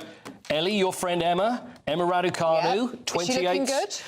Well, she's looking fine, yeah, but I don't know how the tennis is going to be. We'll have to see. 28 seed she is. She's got a new coach. She has. Not another one. Not another one. Not another one. Uncomfortable route if she wins her first two matches, but she's got to win her first two matches, because if she does, then she'll meet Arina Sabalenka in the third round. Not getting ahead of ourselves, but... Jack Draper's missing, she's got an arm injury. Katie Boulter will play the 10th seed Belinda Bencic, and Cam Norrie will play Benjamin Bonsi. So I don't know what all the bees is all about. It's we got Belinda Bencic and Benjamin Bonsi. That's who they're going to play in the first round. Now, the most exciting thing is the 1 point slam. And I love this that the Australian Open have done. We've spoken about this for quite a few months that it was going to happen, haven't we? We have, yeah. I think Wimbledon should do it. I think so too, because the US Open, they have a lot of fun stuff as well for the all the spectators, and then the Australian Open do loads of things. And I know Wimbledon is Wimbledon, but this is just great. 48 players, 8 amateur winners of state championships, 8 qualifiers from Melbourne, 8 wild cards, and 24 professionals, and these are big names, and they play 1 point, and that's it. And so whoever comes through and wins each game will win $1 million Australian dollars. Very nice. Jordan Smith, an amateur from Australia, he won it, and we spoke to him earlier, and look at the smile on his face. Jordan, look at that smile. I bet that hasn't come off your face since yesterday. Many, many congratulations. No, thank you. Thank you for having me, guys. Yeah, I've been smiling the whole time for the last 24 hours. It's just been Obviously, I would imagine that winning the money is the greatest thing, but what was it like being out there? You're in Rod Laver, the main court there in Melbourne. You're playing the world's greatest players. What did it feel like? Yeah, it was a dream come true. Obviously, as a kid, being a tennis player, coming from Sydney in Australia, just dreaming of being in a Grand Slam or anything like that. Just never could imagine that this happened, and I never would have thought it would be a 1 point slam. Like, it's just an amazing concept, amazing idea, and yeah, it's just I just got to pinch myself, and hasn't really sunk in yet. Now, here's Sinner. There's the Yannick Sinner game. Now, how did this begin? So, did you actually win the rock paper scissors to have him serve first? Yeah, that was my tactic. Yeah, I decided. Yeah, I did win the rock paper scissors, and yeah, I was just noticing that a lot of the top pros were quite nervous because they get one serve. Yeah. So they were sort of panicking, and they always chose to receive. And they sort of mentioned just sort of little words about just sort of not wanting to double fault. And so I thought I win it. If I win it, I'll make Sinner serve. And luckily he missed the serve because I would have been in a lot of trouble again if I had to rally with him for a bit, because that would have been tough. Well, brilliant. And there was a big smile on your face. Had words been said before he served? Because I can see that big smile on your face just before he serves. Yeah, no, I think someone in the crowd was sort of yelling out. I'm not sure what they said, but yeah, it was, I think just sort of go Jordan, and yeah, just unbelievable stage, unbelievable event. There it is. I can't wait to smile on my face. Yeah. It's amazing how relaxed you look throughout the whole thing. It just fits in. You'd see, but what were all the other players like with you? Because where did you go in between the games? Would you sit amongst the crowd? Would you be sitting with the pros? What was going on when you were off the court? Yeah, as you can sort of see there, behind the umpires stand there, we were sitting there with, again, all the remaining players. So all the pros were there. Yeah, Alcaraz was next to me. A lot of celebrities from Australia as well. A lot of Zverev, Medvedev. So I was sort of talking a little bit, sort of saying hello and all that, but no, they were really down to earth. They were really cool to be around, and everyone was loving it. Everyone was sort of getting into it, and I just can't believe, that I made it there to the last point and won it. It's brilliant, and I know that I'm sure all of the pros were behind you and wanted you to win, and I'm sure the whole court wanted you to win as well. Yeah, no, again, I wasn't sure. Again, I guess everyone might have thought that a pro would take it out. But yeah, I guess everyone has a chance, and it was amazing that, I just took it 1 point at a time. It was cliche, but I just enjoyed the moment. I sort of tried to look at my family and friends and sort of smile and wave. And as I said, I couldn't take the smile off my face. And I was in disbelief at the end. It's for you and an amateur champion. So to play there, to play all these celebrities, to play all these great tennis players, and to win $1 million, this must be the greatest day of your life. Oh, it's unbelievable. My phone's been going crazy with notifications, and calling my family and friends is just, it's been crazy. Jordan, congratulations. And it's really great to have you on. Look at that smile. I know. I think that's to come on this show. This is probably the second best thing next to winning the million and playing against Yannick Sinner, isn't it? Is to be on here. But it's great to have you on, and many congrats. The whole world has been watching it and is so pleased for you. Brilliant stuff. Thanks a lot. Thank you. Thank you for the support. Thank you. Lovely. Very good too. Right, we've got these NASA pictures. Well, let's have a look at these NASA pictures then. This is the splashdown occurring of this emergency evacuation of the International Space Station. Are these live? Someone tell me? I don't know if these are live. They are live, so it's the splashdown hasn't quite occurred yet. It's Crew 11. They've been in space actually for 167 days. But there has been this illness on board the ISS, and so it is the first time ever there's had to be an emergency evacuation of the station. So, it'll be very difficult for whoever isn't particularly well down there, but then obviously there's going to have to be some quarantine and all the rest of it once they get down. But it's a very worrying situation, but it looks like at least this has been, as far as we can tell so far, a successful re-entry. Yeah, a return flight of around 10.5 hours. It's very difficult for that person that is unwell. Any updates we get on that story, we'll bring that to you here on GB News. Yeah, thankfully they're not. I mean, they're quite far out to sea, but it's only about 30 minutes from California, and obviously they know where they're coming down. It's very closely monitored. There's stuff on site, so It's thankfully a relief that we've got to that position and they're back on terra firma. Yeah. Now, do stay with us. Still to come, is the Prime Minister about to follow Australia and ban social media for under-16s? We're going to find out why that's being touted with James and AJ. That's next. First, so, here's a European forecast.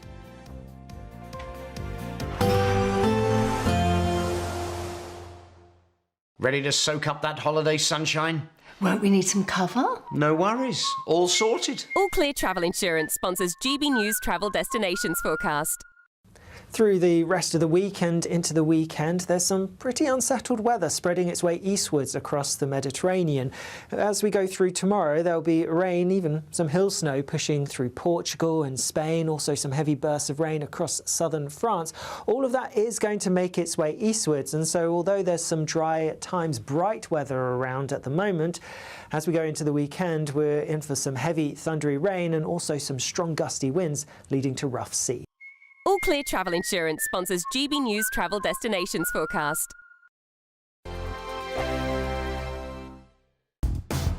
Do you trust what you're being told? Good, because neither do I. Those are just facts. I'm Alex Armstrong, and on my show, we'll expose the spin. Well, I want to answer that, because you didn't let me last time, because you always speak over me. The broken promises. To deny that is denying the truth. And the hypocrisy. Needs to stop. You think we can allow? Politics, policy, parliament. Nothing is off limits. No sugarcoating, no fear of offence, just the truth laid bare. Tune in every Saturday and Sunday at 9 p.m. for Alex Armstrong Tonight, only on GB News, Britain's news channel. Nana Queer, weekends from 3 p.m. Is this a true olive branch, or is this more to do with the fact that the Duke may well have got around his dad for full-time royal proper protection from Ravik when he comes to this country? Good afternoon, Nana. Well, if he can get the King to attend, it's a win-win situation. Win on a personal level, because it will show the world that they're getting along. And also, can you imagine the media attention with Charles there, which will focus on the games and help with publicity. Just want to bring you these live pictures of Crew 11, which is a splashdown off the coast of California. This is the early hours of Thursday local time in California. Their journey cut short from the International Space Station. They were meant to be there for 6.5 months, but they actually left a month early. It's a medical evacuation after a member of the crew became unwell. So it's been a 10.5-hour journey down from the International Space Station, but they have just splashed down safely, it seems, off the coast of California, which is a relief. It is good news all round. But the first time it's happened in history, but at least, you know, they've these procedures in place and it's worked. Yeah. So that's all very good. Just need to get more clarification about exactly what is wrong with this particular crew member and why it couldn't be treated on board. It must be something pretty serious. Yeah, because the ISS does carry medical equipment and astronauts are trained to deal with minor medical issues, but there is no doctor on board, so that would suggest that this crew member, and we don't know who it is, the member that has been taken unwell, or the nature of the medical issue, but it does suggest that a doctor needs to be involved. Yeah. So luckily they have splashed down safely there off the coast of California, and hopefully they will receive medical attention as soon as possible. They will indeed. Right, should we have a look through the papers? Writer and journalist James Rampton is here alongside professional dancer AJ Pritchard. Gents, good morning to you. Let's kick off, AJ, as you're the youngest here, I think, with under-16s. That doesn't quite cover you. He's not under 16. He's not under 16, no. Skin boy, but you are the youngest one here. It's being reported. Now, we've been talking about it for so long, and now the Keir Starmer's apparently saying, well, he quite likes the idea of banning it. Yeah, I think Keir Starmer's open to the idea, especially what Australia have just done in the past month. Australia's become the first country to actually ban social media for teens, and for them it's come down to mental health. Being on the phones too much. And within The Sun, they speak slightly about, they feel like 1 in 8 people are being, attempted to be groomed on social media. So it comes down to that as well. And I think we've seen it with X and Grok and AI, and actually there's just no verification of people on there on these social media platforms. I think that's one of the things that really comes back down to. And yeah, Richie, when it all kicked off, it was all meant to be from... You weren't meant to be on it if you're under 15. I remember when Twitter all started. But it's so easy just for anybody to create an account and say whatever age they say they are. There's no... 100%, and that's why Australia have started to at least say, well, we'll start to fine you 25 million if we find that you still allowing people. You're not doing your best of your ability to stop somebody from getting on social media. People are always going to find a way, but at the end of the day, you can make it much harder for children for their own protection. James, as a parent, and I'm just taking this anecdotally from GB News viewers and listeners that get in touch with us, it seems to be hugely popular. Yeah, I mean, social media is a blessing and a curse because it's a great way of friends staying connected, saves on phone bills. My mum always used to complain about how much I was phoning my friends after school. But I do think that it has serious potential for harm, and I don't want to sound like an old crusty who's saying, ban everything, but the statistics show, that very good stat you quoted, AJ, that people are being bullied and trolled, and sadly there's a suicide risk with some young people who are being so badly harmed by what they're experiencing from social media.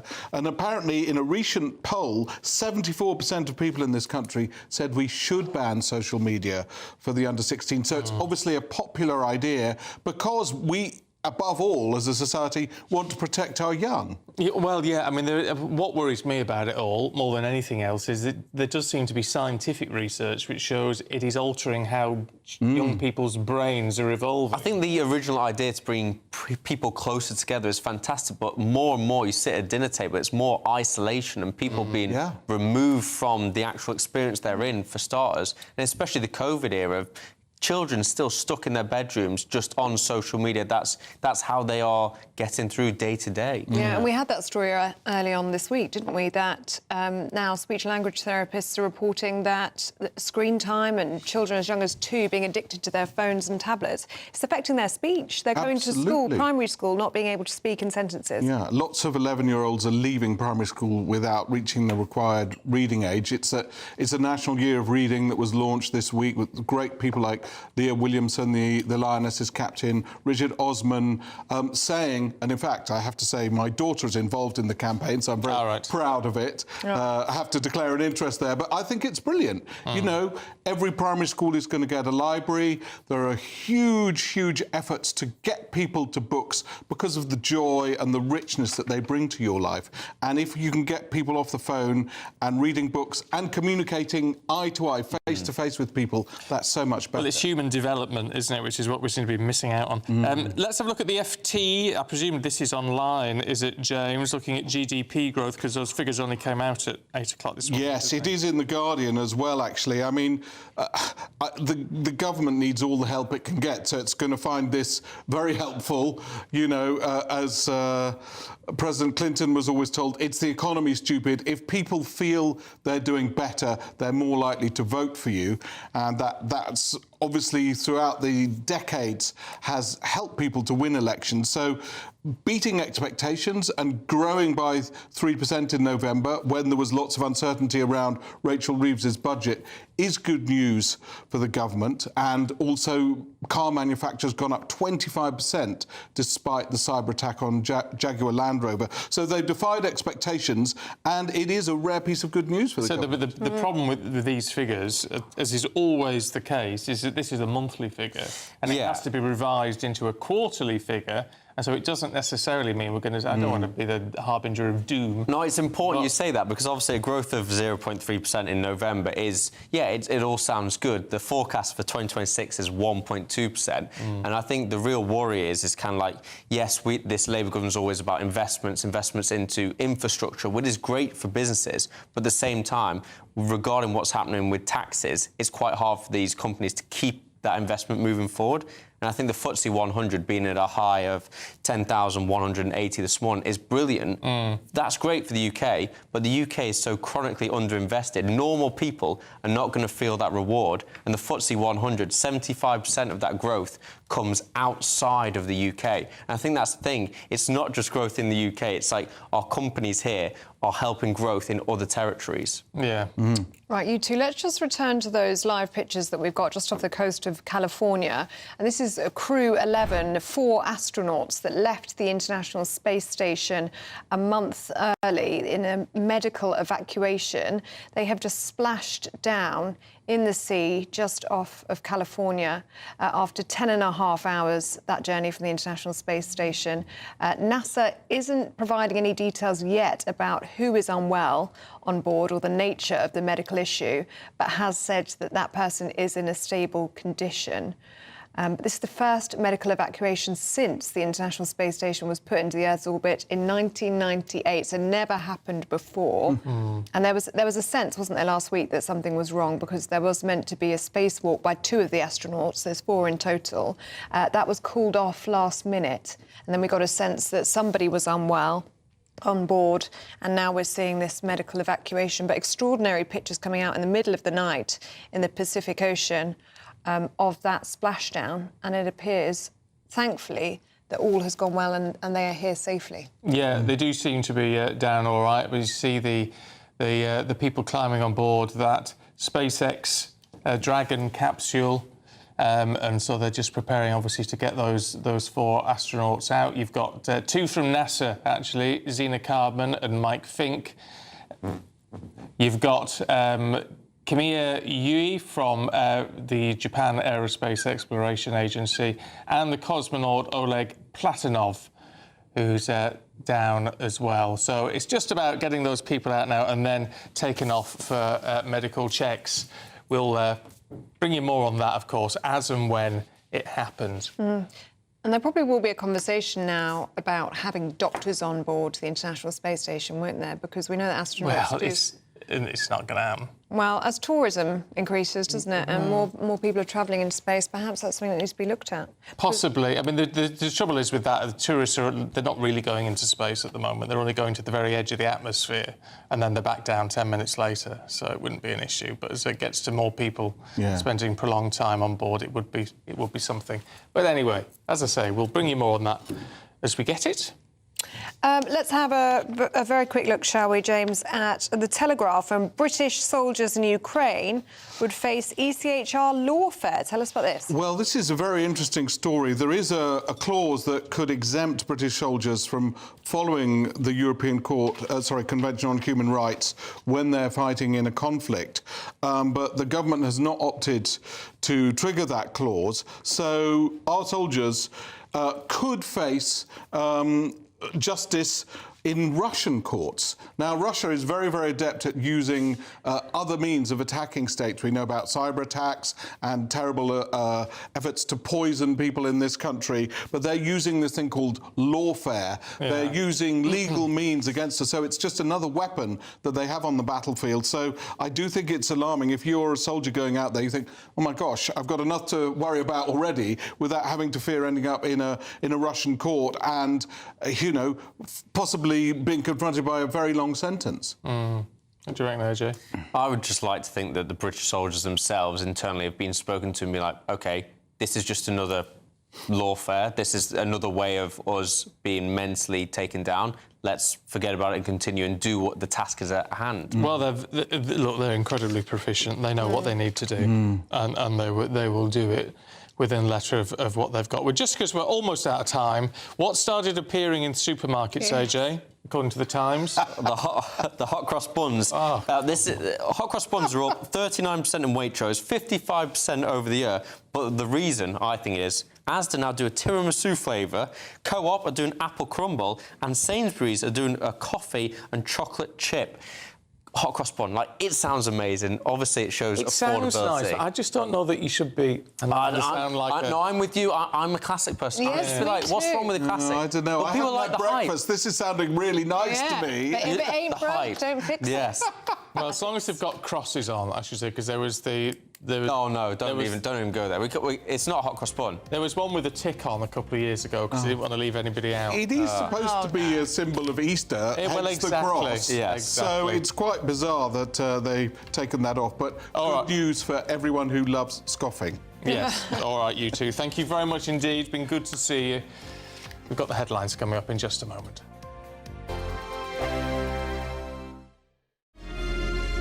Thank you to our global community for watching and listening to GB News.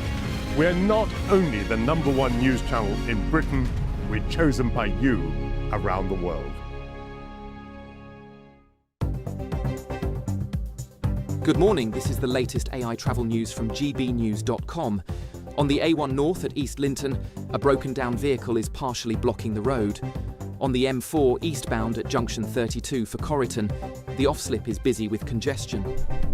In Middlesbrough, the A19 southbound entry slip from the A174 has a broken down vehicle, with one of 2 lanes closed. In Tameside, the M60 clockwise between junction 22 and junction 24 is seeing delays of around 30 minutes. And on the trains, Cross Country and East Midlands Railway report disruption around Leicester. For more travel news, go to gbnews.com. There's just 3 weeks left to grab your chance to win our biggest cash prize to date. An incredible £85,000 in tax-free cash could be yours. Cash to make 2026 the year of yes. That's yes to holidays, yes to treats, yes to making all of those dreams come true this year. Just make sure you don't miss out. For another chance to win £85,000 cash, text cash to 63225. One entry costs £2.50 plus 1 standard network rate message, or text bonus to 63225. 5 entries cost £5 plus 1 standard network rate message. Go to gbnews.com/win. Entries start at £2.50. Call 0903 686 3232. Calls cost £2.50 plus your network access charge. Or post your name and number to GB18 PO Box 8690 Derby DE1 9TT. UK only. Entrance must be 18 or over. Lines close at 4 p.m. on the 30th of January. Please check the closing time if listening or watching on demand. Good luck. Westminster's full of talk, but out here, it's the real world. Am I allowed to talk now? No, that's it. This is where it matters, real people and real lives. That's what politics is all about. In fact, has Trump made a good start? No. Straight answers, no spin, and just a couple of pints. How many fingers have I got up? About 10. So join me for Lee Anderson's Real World every Friday at 7 p.m, only on GB News. The People's Channel, Britain's news channel. You want to know what's really going on in the corridors of power? Labour don't know what to do with you half the time, and that makes you quite lethal in the chamber. Get behind the headlines with Chopper's Political Podcast. Join me, Christopher Hope, as I sit down with the great and the good of British politics. We'll see where this ruling takes us. These are the stories shaping our nation. Chopper's Political Podcast, available now on all platforms. Listen in and stay ahead.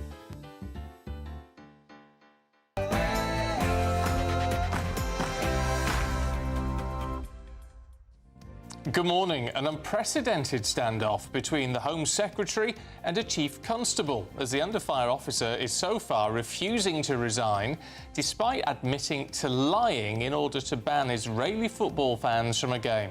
Well, earlier on in the programme, the Health Secretary Wes Streeting made it clear that he's shocked Craig Guilford hasn't already resigned. I genuinely thought when the Home Secretary stood up and laid out all the facts, as many brilliant journalists have exposed, I genuinely thought that she would also be announcing that she had received his resignation, or the Police and Crime Commissioner had received his resignation. Because I'll tell you what, if I'd been in that position, I suspect many of your viewers have been in that position, that's what any of us would have done. Well, how did a made-up football match end up in a police report? And what happens to this man at the centre of it all? I'll break it down for you later. 4 million voters face being shut out of May's local elections as Labour cancels dozens of council elections. Here's what the Shadow Chancellor, Mel Stride, had to say on the matter. Board denied their democratic right to seek change in their councils if they desire it. We don't want to see councillors serving 7-year terms, and we need to get on with democracy. The social media platform X is to stop the Grok AI tool from undressing images of women and children following widespread backlash. The British Embassy in Iran closes as fears grow of a US strike on Tehran.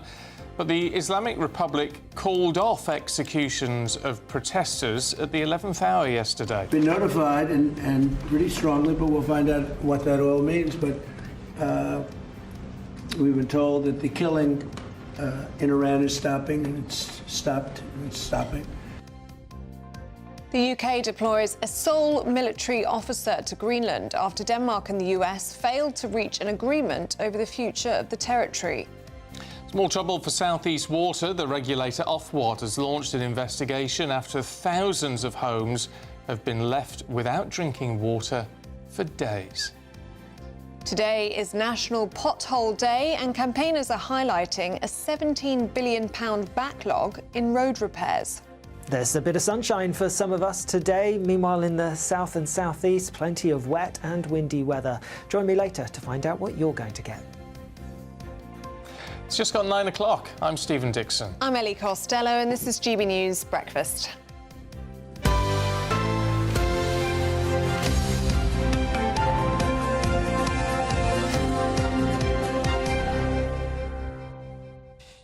Lots of you getting in touch this morning. Jackie says, we're talking about young people potentially being banned from social media. Apparently it's something the Prime Minister is considering, under 16s being banned. The chances of stopping young people under 16 going on social media is now zilch. They will always find a way. The more you try to ban young people, the more they will be intrigued to do it. I don't know if I agree. No, I don't know. Because, I mean, look, certainly there will be some, but if you stopped half of them, it would be a significant impact. I mean, look, all you can actually go on is what they're saying in Australia, which is, yes, a lot of them are still doing it. But you've also got a lot of young people who've been in the press saying things like, oh, finally feel free now. It's freed me up. I feel better for it. Yeah. So is it better to do that than do nothing at all and just let a bad situation continue? And actually, if a ban were to come in now, we would effectively create a generation coming up through the ranks that just don't know social media and wouldn't know it until they're 16 years old. Which would be better. And hearing from parents, that's something that seems really popular among parents, something that really worries them. Oh, regarding potholes, Pauline's been in touch. Oh, loads of you have been in touch on potholes today. Pauline says, regarding the pothole comments, my husband has now reported several potholes, blocked drains and hundreds of broken streetlights to Westmoreland Council. Most of them were then repaired within 1 week. Really? So it is worth doing. Oh, Westmoreland Council, doing well. Very good. It's very good. I did once report some graffiti. I don't mind graffiti particularly if it's, you know, you get some quite nice graffiti. Oh, I hate graffiti. But it had very bad language on it. Oh, yeah. And I just thought, no, and it was right over on a bridge over a road. I was just like, no. And did they clear it up?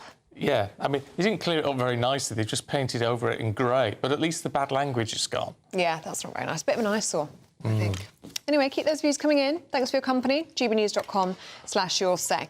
All right, let's go to our top story this morning, should we? The West Midlands Police Chief Constable, the man who was responsible for banning Maccabi Tel Aviv fans from a match with Aston Villa last year, is refusing to quit so far this morning, despite a scathing report exposing lies linked to his decision. Well, our news presenter Sam Francis is here to explain it all to us. Morning to you, Sam.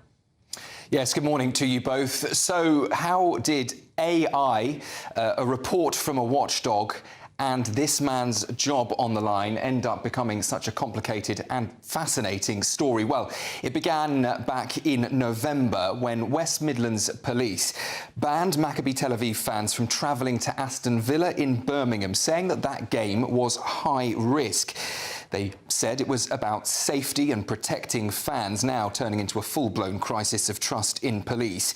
They also said that the Israeli supporters themselves were the threat at that match. That inevitably sparked an outcry, and now a police watchdog report has ripped that decision apart. So in that report, it overstated the danger and relied on bad intelligence, including one key claim that was completely made up by AI. That suggested that a supposed match between Maccabi Tel Aviv and West Ham had taken place and proved that there would be potential problems at this other match against Aston Villa. Well, we now know that that was, in fact, what's been described as an AI hallucination in that police report, but it did end up in not only the report itself, but a police risk assessment too. Now, at the centre of it all is a man called Craig Guilford, and his job really is on the line this morning. We heard earlier from the Health Secretary saying that he thinks he could well be gone by the end of the day. That is because he denied in front of MPs that any AI had been used in the intelligence gathering process. Here's what he had to say. The one assertion in relation to the West Ham is completely wrong. That's as a result, I'm told, of some social media scraping that was done, and that is wrong. That was one element in a document which was 8 to 9 pages long. But I say very candidly, that element was wrong, but that element had no material impact on that document whatsoever. Well, the political pushback has certainly been strong. A report finding, according to the Home Secretary Shabana Mahmood, well, she said it was damning and shows confirmation bias. As I mentioned earlier, we also heard from the Health Secretary, Wes Streeting, who had this to say about the whole situation. I don't expect people in public office or in public service to be infallible. I don't expect them to be perfect. I do expect them to be honest, and I do expect them to uphold high standards, and I do expect them, when they've fallen so woefully short, to do the right thing and resign. And I am shocked he is still in post today. I would be surprised if he's still in post by the end of the day. So that's Wes Streeting, the Health Secretary, saying he's shocked that Craig Guilford is still in his post. That begs the question, doesn't it, Sam? Why hasn't he been sacked yet? Yeah, it's a question I've been hearing a lot this morning, and social media is awash with that question too. It's quite simple, really. The Home Secretary isn't able to use any powers to get rid of the police chief, because that is down to the local police commissioner, Simon Foster, rather. He could remove Craig, but at this stage he's saying he's waiting for more reports to come out before making any final decision. That hasn't, though, stopped the government from pushing back. Yesterday, the Home Secretary announced she will reintroduce those powers. Here's what she said to the Commons yesterday. When a Chief Constable is responsible for a damaging failure of leadership, the public rightly expect the Home Secretary to act, and I intend to restore their ability to do so. I can announce today that this government will soon reintroduce the Home Secretary's power to dismiss Chief Constables in light of significant or persistent failings. Thanks so much for that, Sam. I'm just going to bring you these live pictures from the Pacific Ocean now. This is NASA astronauts that have splashed down safely, it seems, in the Pacific Ocean after leaving the International Space Station a month early. They were meant to be there for 6.5 months and meant to be there till February. They've cut that short because of a medical issue involving one crew member. NASA have just confirmed that they have made it safely back to Earth. They posted on X saying, "Welcome home, crew 11." It's splashed down off the coast of San Diego in California. Yeah, so they've got them back, they've got them out. They obviously full medical checks underway now. They're just recovering the SpaceX Dragon capsule, as you can see, to take that back to land. It's actually 2 NASA astronauts, Anna Cardman and Mike Fink. One Japanese Aerospace Explorations Agency astronaut, Kimiya Yu, and a cosmonaut, Oleg Platonov. So they are back. What the condition is of the person who is ill, we don't know, but we'll no doubt getting an update from NASA a little bit later on. Yeah, we'll bring that to you, of course, on GB News. Right, let's get some reaction to what's happening with the Chief Constable of West Midlands Police with our political correspondent, Olivia Utley. I thought it was interesting that the Health Secretary was very strong on that today, as was the Home Secretary yesterday. But it then still begs the question, why are they not acting? Well, you could say that they can't really act. It was, as Shabana Mahmood said yesterday in the House of Commons, the first time in 20 years that a Home Secretary has stood up in the Commons and said that she doesn't have confidence in a police constable. But there's not much she can do. In 2011, the Conservative government brought in these police and crime commissioners. It was supposed to democratise the policing. In actual fact, police and crime commissioners, the turnout in elections is very, very low. And in November 2025, the Labour government said that they were going to scrap police and crime commissioners. Until they do that, though, it is the commissioner, rather than the Home Secretary, who has the power to sack the chief of the West Midlands Police. Now, at the moment, Simon Foster has said he's a man who's known to be very, very keen on process. He said he needs to dig a bit more, find out more, and he's going to have a meeting on the 27th of January where the fate is decided. Why it's going to be dragged out that long when not only the Labour government but also the Conservatives and Reform have all called on him to be sacked is a little bit of a mystery. Perhaps one explanation is that Simon Foster, the Police and Crime Commissioner, is from the left of the Labour Party. He was part of that Momentum group which propelled Jeremy Corbyn to power. So it could be, if you believe what's, the rumours that are circulating, that actually the West Midlands Chief Constable Craig Guilford is political in his outlook and has politicised that Derby-Tel Aviv match, then it could be that he and Simon Foster are on the same side politically. Obviously, if that were the case, that would be really, really astonishing. The police are here to police without fear or favour. What's going to happen now? I think Craig Guilford is going to have to go one way or another, and it might be that he is fighting so hard at the moment just because he wants to get a good deal when he leaves. He's said to be lawyering up. He doesn't want to go down without a fight. But ultimately, surely he is a lame duck here. And when this very, very long, drawn-out process comes to a conclusion at the end of January, it does sound likely that he will have to go. It's quite useful in a way for Labour because it gives fuel to the fire of their idea that police and crime commissioners need to be scrapped. This situation where a Home Secretary has said that a police constable can't stay, but he is still in post, does seem to be pretty astonishing and untenable. So I think we will see that the end of police and crime commissioners very soon, and that power will revert back to the Home Secretary. OK. Olivia Utley, thank you very much. Let's just show you. I mean, I've got to be perfectly honest. There's not a lot to see at this stage. The Dragon Dragon capsule, SpaceX Dragon capsule, has now been brought on board the recovery vehicle, the NASA recovery vehicle. They're about 30 minutes out from California at the moment, so they will get them back on land pretty quickly. So that capsule is now in position and is being secured at the moment. It's then what is unclear is whether people have been taken from that capsule at the moment or not. Then what is going to happen? We don't know what the condition is that this person has. It's clearly enough to cause concern, but if there's going to have to be any quarantine or anything else, we just don't know at this stage. But what we do know is that this evacuation from the International Space Station is unprecedented. They were meant to stay, this crew, the 4 astronauts, meant to stay for at least another month. They arrived in August for this 6.5-month mission. It's been called off early.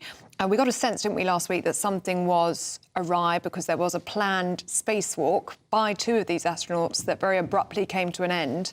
And just a few hours later, NASA gave a statement saying that a crew member had a medical issue. And clearly that medical issue is now serious enough that NASA has made the decision to bring all 4 astronauts home early. So we don't have any details, as Stephen says, about which astronaut is unwell or what their condition may be due to privacy reasons, but they have all returned, it seems, safely on that capsule that they used to travel to the International Space Station. All right, we've got more coming up for you in just a moment.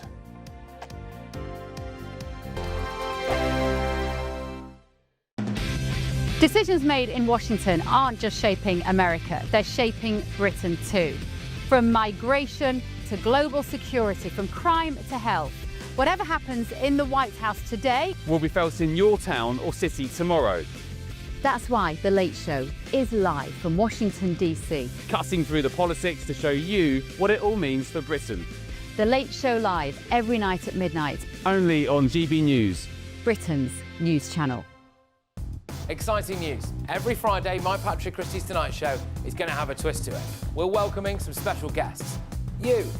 That's right, on Fridays I'm going to be doing my show in front of a live studio audience because this show is about you and what you have to say. It's going to be the same big debates, same big topics, same big opinions. But every Friday night at 9 p.m, you are invited to come on down to Patrick Christie's Tonight to be a part of the action. Only on GB News, the People's Channel, Britain's news channel. Hi, I'm Michelle Dewberry, and my show is your opportunity to cut through all the noise and dive in headfirst to some robust debates. Ideas clash. Situation, No, isn't it? no, Because the failure is... You're deliberately avoiding my point. Nothing's held back. And if you think this is the end of it, wait for more. And we do not shy away from the difficult stuff. Sometimes I want to shake people and say, if only you understood. So join me on Jubes & Co weeknights at 6 p.m, only on GB News, Britain's news channel.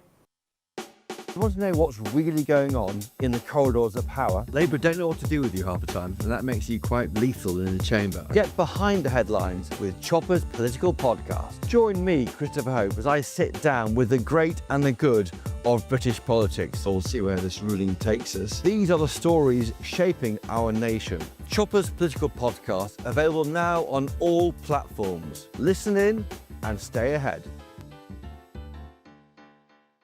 Britain was once the envy of the world. But look around. A nation that no longer knows what it is or where it's going.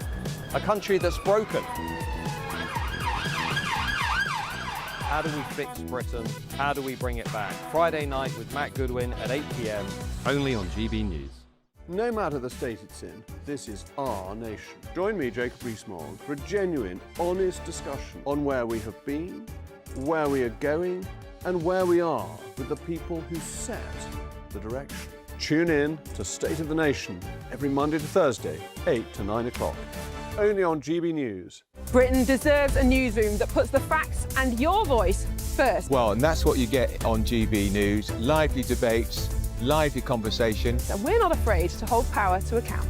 And each other. So join me, Andrew Pierce. And me, Miriam Gates, for Britain's Newsroom, weekdays from 9:30 on GB News.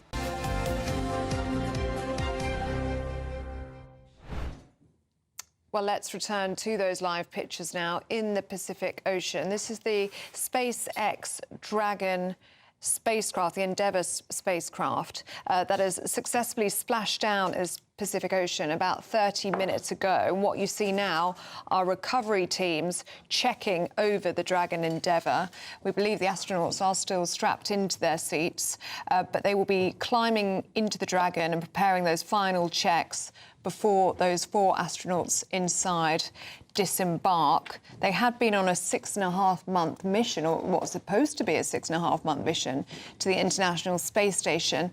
That has been called off early, and they have returned home early, about a month early, because of a medical situation on board. Now, we're not aware of what that medical issue is or what crew member is affected, but it was obviously serious enough that this crew's journey has been cut short. Actually, the first time in history that a medical evacuation has taken place from the International Space Station.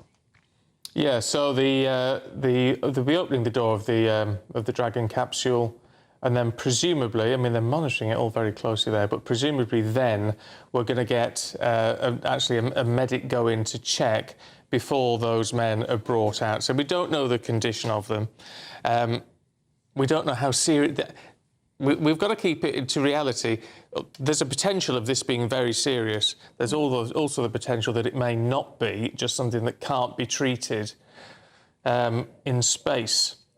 So the hatch is open. And those people going in, interesting, they're not wearing... Are they I don't think they're wearing respirators or anything of that nature, which is an interesting point if it was something that would require that, but they don't appear to be doing that, which is positive. Although, of course, to be fair, they may be breathing from their oxygen supplies in there. We can imagine it's just been such a nerve-wracking few hours for those 4 astronauts inside, because we knew that something was awry last week, didn't we, when that spacewalk was cancelled. We were made aware then that an astronaut had become unwell. Obviously, since then, it's now serious enough where they've decided to bring them back early. But it's been a 10.5-hour descent from the International Space station. It's a terrifying journey back if you're Yeah. 100% fit and well, to be perfectly honest. A fiery re-entry. Oh, it is, yeah. Though, of course, we've had... it's been a very, very long time since we've had anything other than a successful re-entry. Thank the Lord. But this one has all gone smoothly. It's all gone well. You can... well, I think you can just see the legs of a couple of people in there. Very high-tech, of course, and in quite an incredible vessel, the Dragon capsules. A world away from what we even had just a few years ago. I mean, it's SpaceX, Elon Musk company, and they are really something quite spectacular in there. But it's just a case now of waiting to get those men out and then get them off for medical check. I say men. 2 men, 2 women, actually. 2 NASA astronauts, Zena Carbon might think. Then you have Kimiya Yui from Japan, and then you have Oleg Platonov, who's a cosmonaut. So here we go. Is that is that an internal shot? It is. It looked like an internal shot. So they all look all right there. And actually, one of the astronauts there waving. So that's a good sign, isn't it? Yeah, very positive sign. As I say, hopefully it could just be something which perhaps we wouldn't even bat an eyelid over if it happened to us here back on terra firma. But if you're in space and you haven't got all the right medical equipment or crew or capability of looking after a certain condition, then it becomes a whole different ball game. And of course, you wouldn't want to run any risks, would you? There are no doctors, of course, on the International Space Station. Astronauts are medically trained. There is some equipment on the International Space Station, but obviously NASA has decided that the condition of this astronaut, whoever they are, is serious enough to bring them back early. But it is unprecedented, the first time in the history of the International Space Station that there's had to be a medical evacuation. But so far, based on the pictures that we are seeing, it seems to have gone well, and all 4 astronauts are safely back here. Yeah, it's interesting how, I mean, these things always are, but it's fascinating from this perspective to see how documented it is, because they will be checking everything, every procedure, every little moment of this to look back on to make sure everything was done in the correct way. It's interesting, so there'll be more coverage on this, of course, coming up on Britain's Newsroom with Miriam and Andrew, who are both sat here ready as well. I mean, it's fascinating to see, isn't it? It is, and amazing that it's the first time there's ever been a medical evacuation. Of course, these astronauts do undergo enormous amounts of health tests before they're allowed to go up there. It's highly unlikely anybody would ever be sent up there with a chronic condition or anything like that. But even so, it is extraordinary what can be done. And Andrew was just saying that Tom Harwood will, of course, be fascinated by this story. He'll be delving into the detail. Space enthusiast. He's our space boss. But we're going to be talking big time. I wonder how long this ludicrous West Midlands Police Chief Constable can hang on. Wes Streeting now has put the boot in, the Home Secretary's put the boot in. The only person clinging on to him is the Police and Crime Commissioner in the West Midlands, who was elected on a turnout of 29% in 2024, so hardly much of a mandate. There are many interesting angles to this story. There really are. Not least the fact that Labour are actually going to ban the police and crime commissioners. So, because they're so hopeless. And had this happened in a year or so's time, the Home Secretary would be able to directly sack the Chief Constable. But also there are big questions about how he was appointed in the first place 3 years ago. One of the groups on the board that appointed him as Chief Constable was the Green Lane Mosque, very, very controversial mosque that's platformed some pretty hard-line speakers. Just a few months ago had a sermon about men being allowed to use physical discipline against their wives.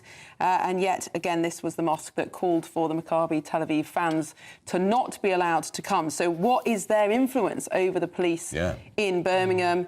Is Simon Foster, the police and crime commissioner, involved? He was the chair of a Momentum, he's a Corbynite group. supporter and very supportive of the local Muslim community. Of course, he's quite right to be supportive of the local Muslim community, but a lot of people think that too many strings have been pulled by the Muslim community here to get that match, but to get those fans banned in the first place. We're also talking about local elections. 4 million people won't get their vote in May. That's extraordinary. It is an extraordinary situation. The last time we had votes banned was suspended was COVID and foot and mouth. So national emergencies. This is not a national emergency. It's local government reorganisation. And people have made the.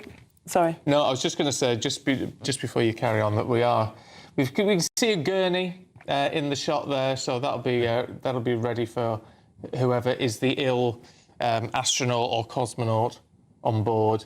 So that gurney's there, ready in position. Everyone looks pretty calm. Yeah, and we did see the astronauts waving, didn't we, from inside that spacecraft? So that's a positive sign. But they will have the very best attention there, the very best medical teams around them. We can see that all ready for them there. So you'll be across that. You will, but We will. I mean, there'll be an update on this. There will be. In your show, I should imagine. Of course, yeah. We will bring it live when it Andrew's an happens. expert. Yeah. And we might send for Tom Howard, because he knows all things matter. Terrifying situation to be taken ill. Yeah. Above the atmosphere, but it looks like everybody's been rescued. Yeah, but lots all more good. coming up on Britain's Newsroom, all the latest stories. Do stick with us, because we'll be back after the break. And the Nigel Farage press conference, of course.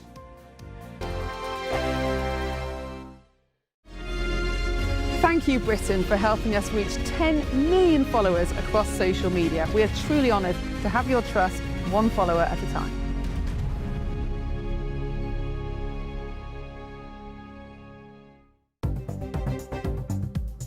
Good morning, this is the latest AI travel news from gbnews.com.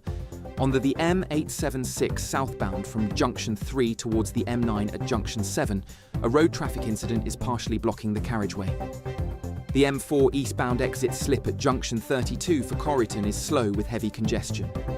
On the M60 anti-clockwise between Junction 19 and Junction 17, expect long queues and delays of around 50 minutes. Also, a collision on the A1M southbound between Junction 9 and Junction 8 is shutting one lane. And on the trains, Cross Country and East Midlands Railway are disrupted around Leicester. For more travel news, go to gbnews.com. I'm Jacob Rees-Mogg and this is GB News, Britain's news channel. This is GB News, Britain's news channel. Good for your mental health, able to chat to other men about things that are bothering you or just have a natter. The club meets apparently at an Essex pub at 8 o'clock every Sunday, so they should be meeting now. We've sent our reporter down there to see what it's all about. Yes. She's GB News reporter Bethany Elsey, and I think she's there. Bethany, a very good morning to you. What's going on? Good morning to you both. Good morning to you both. Anne, you're absolutely right. Dozens of people have turned out here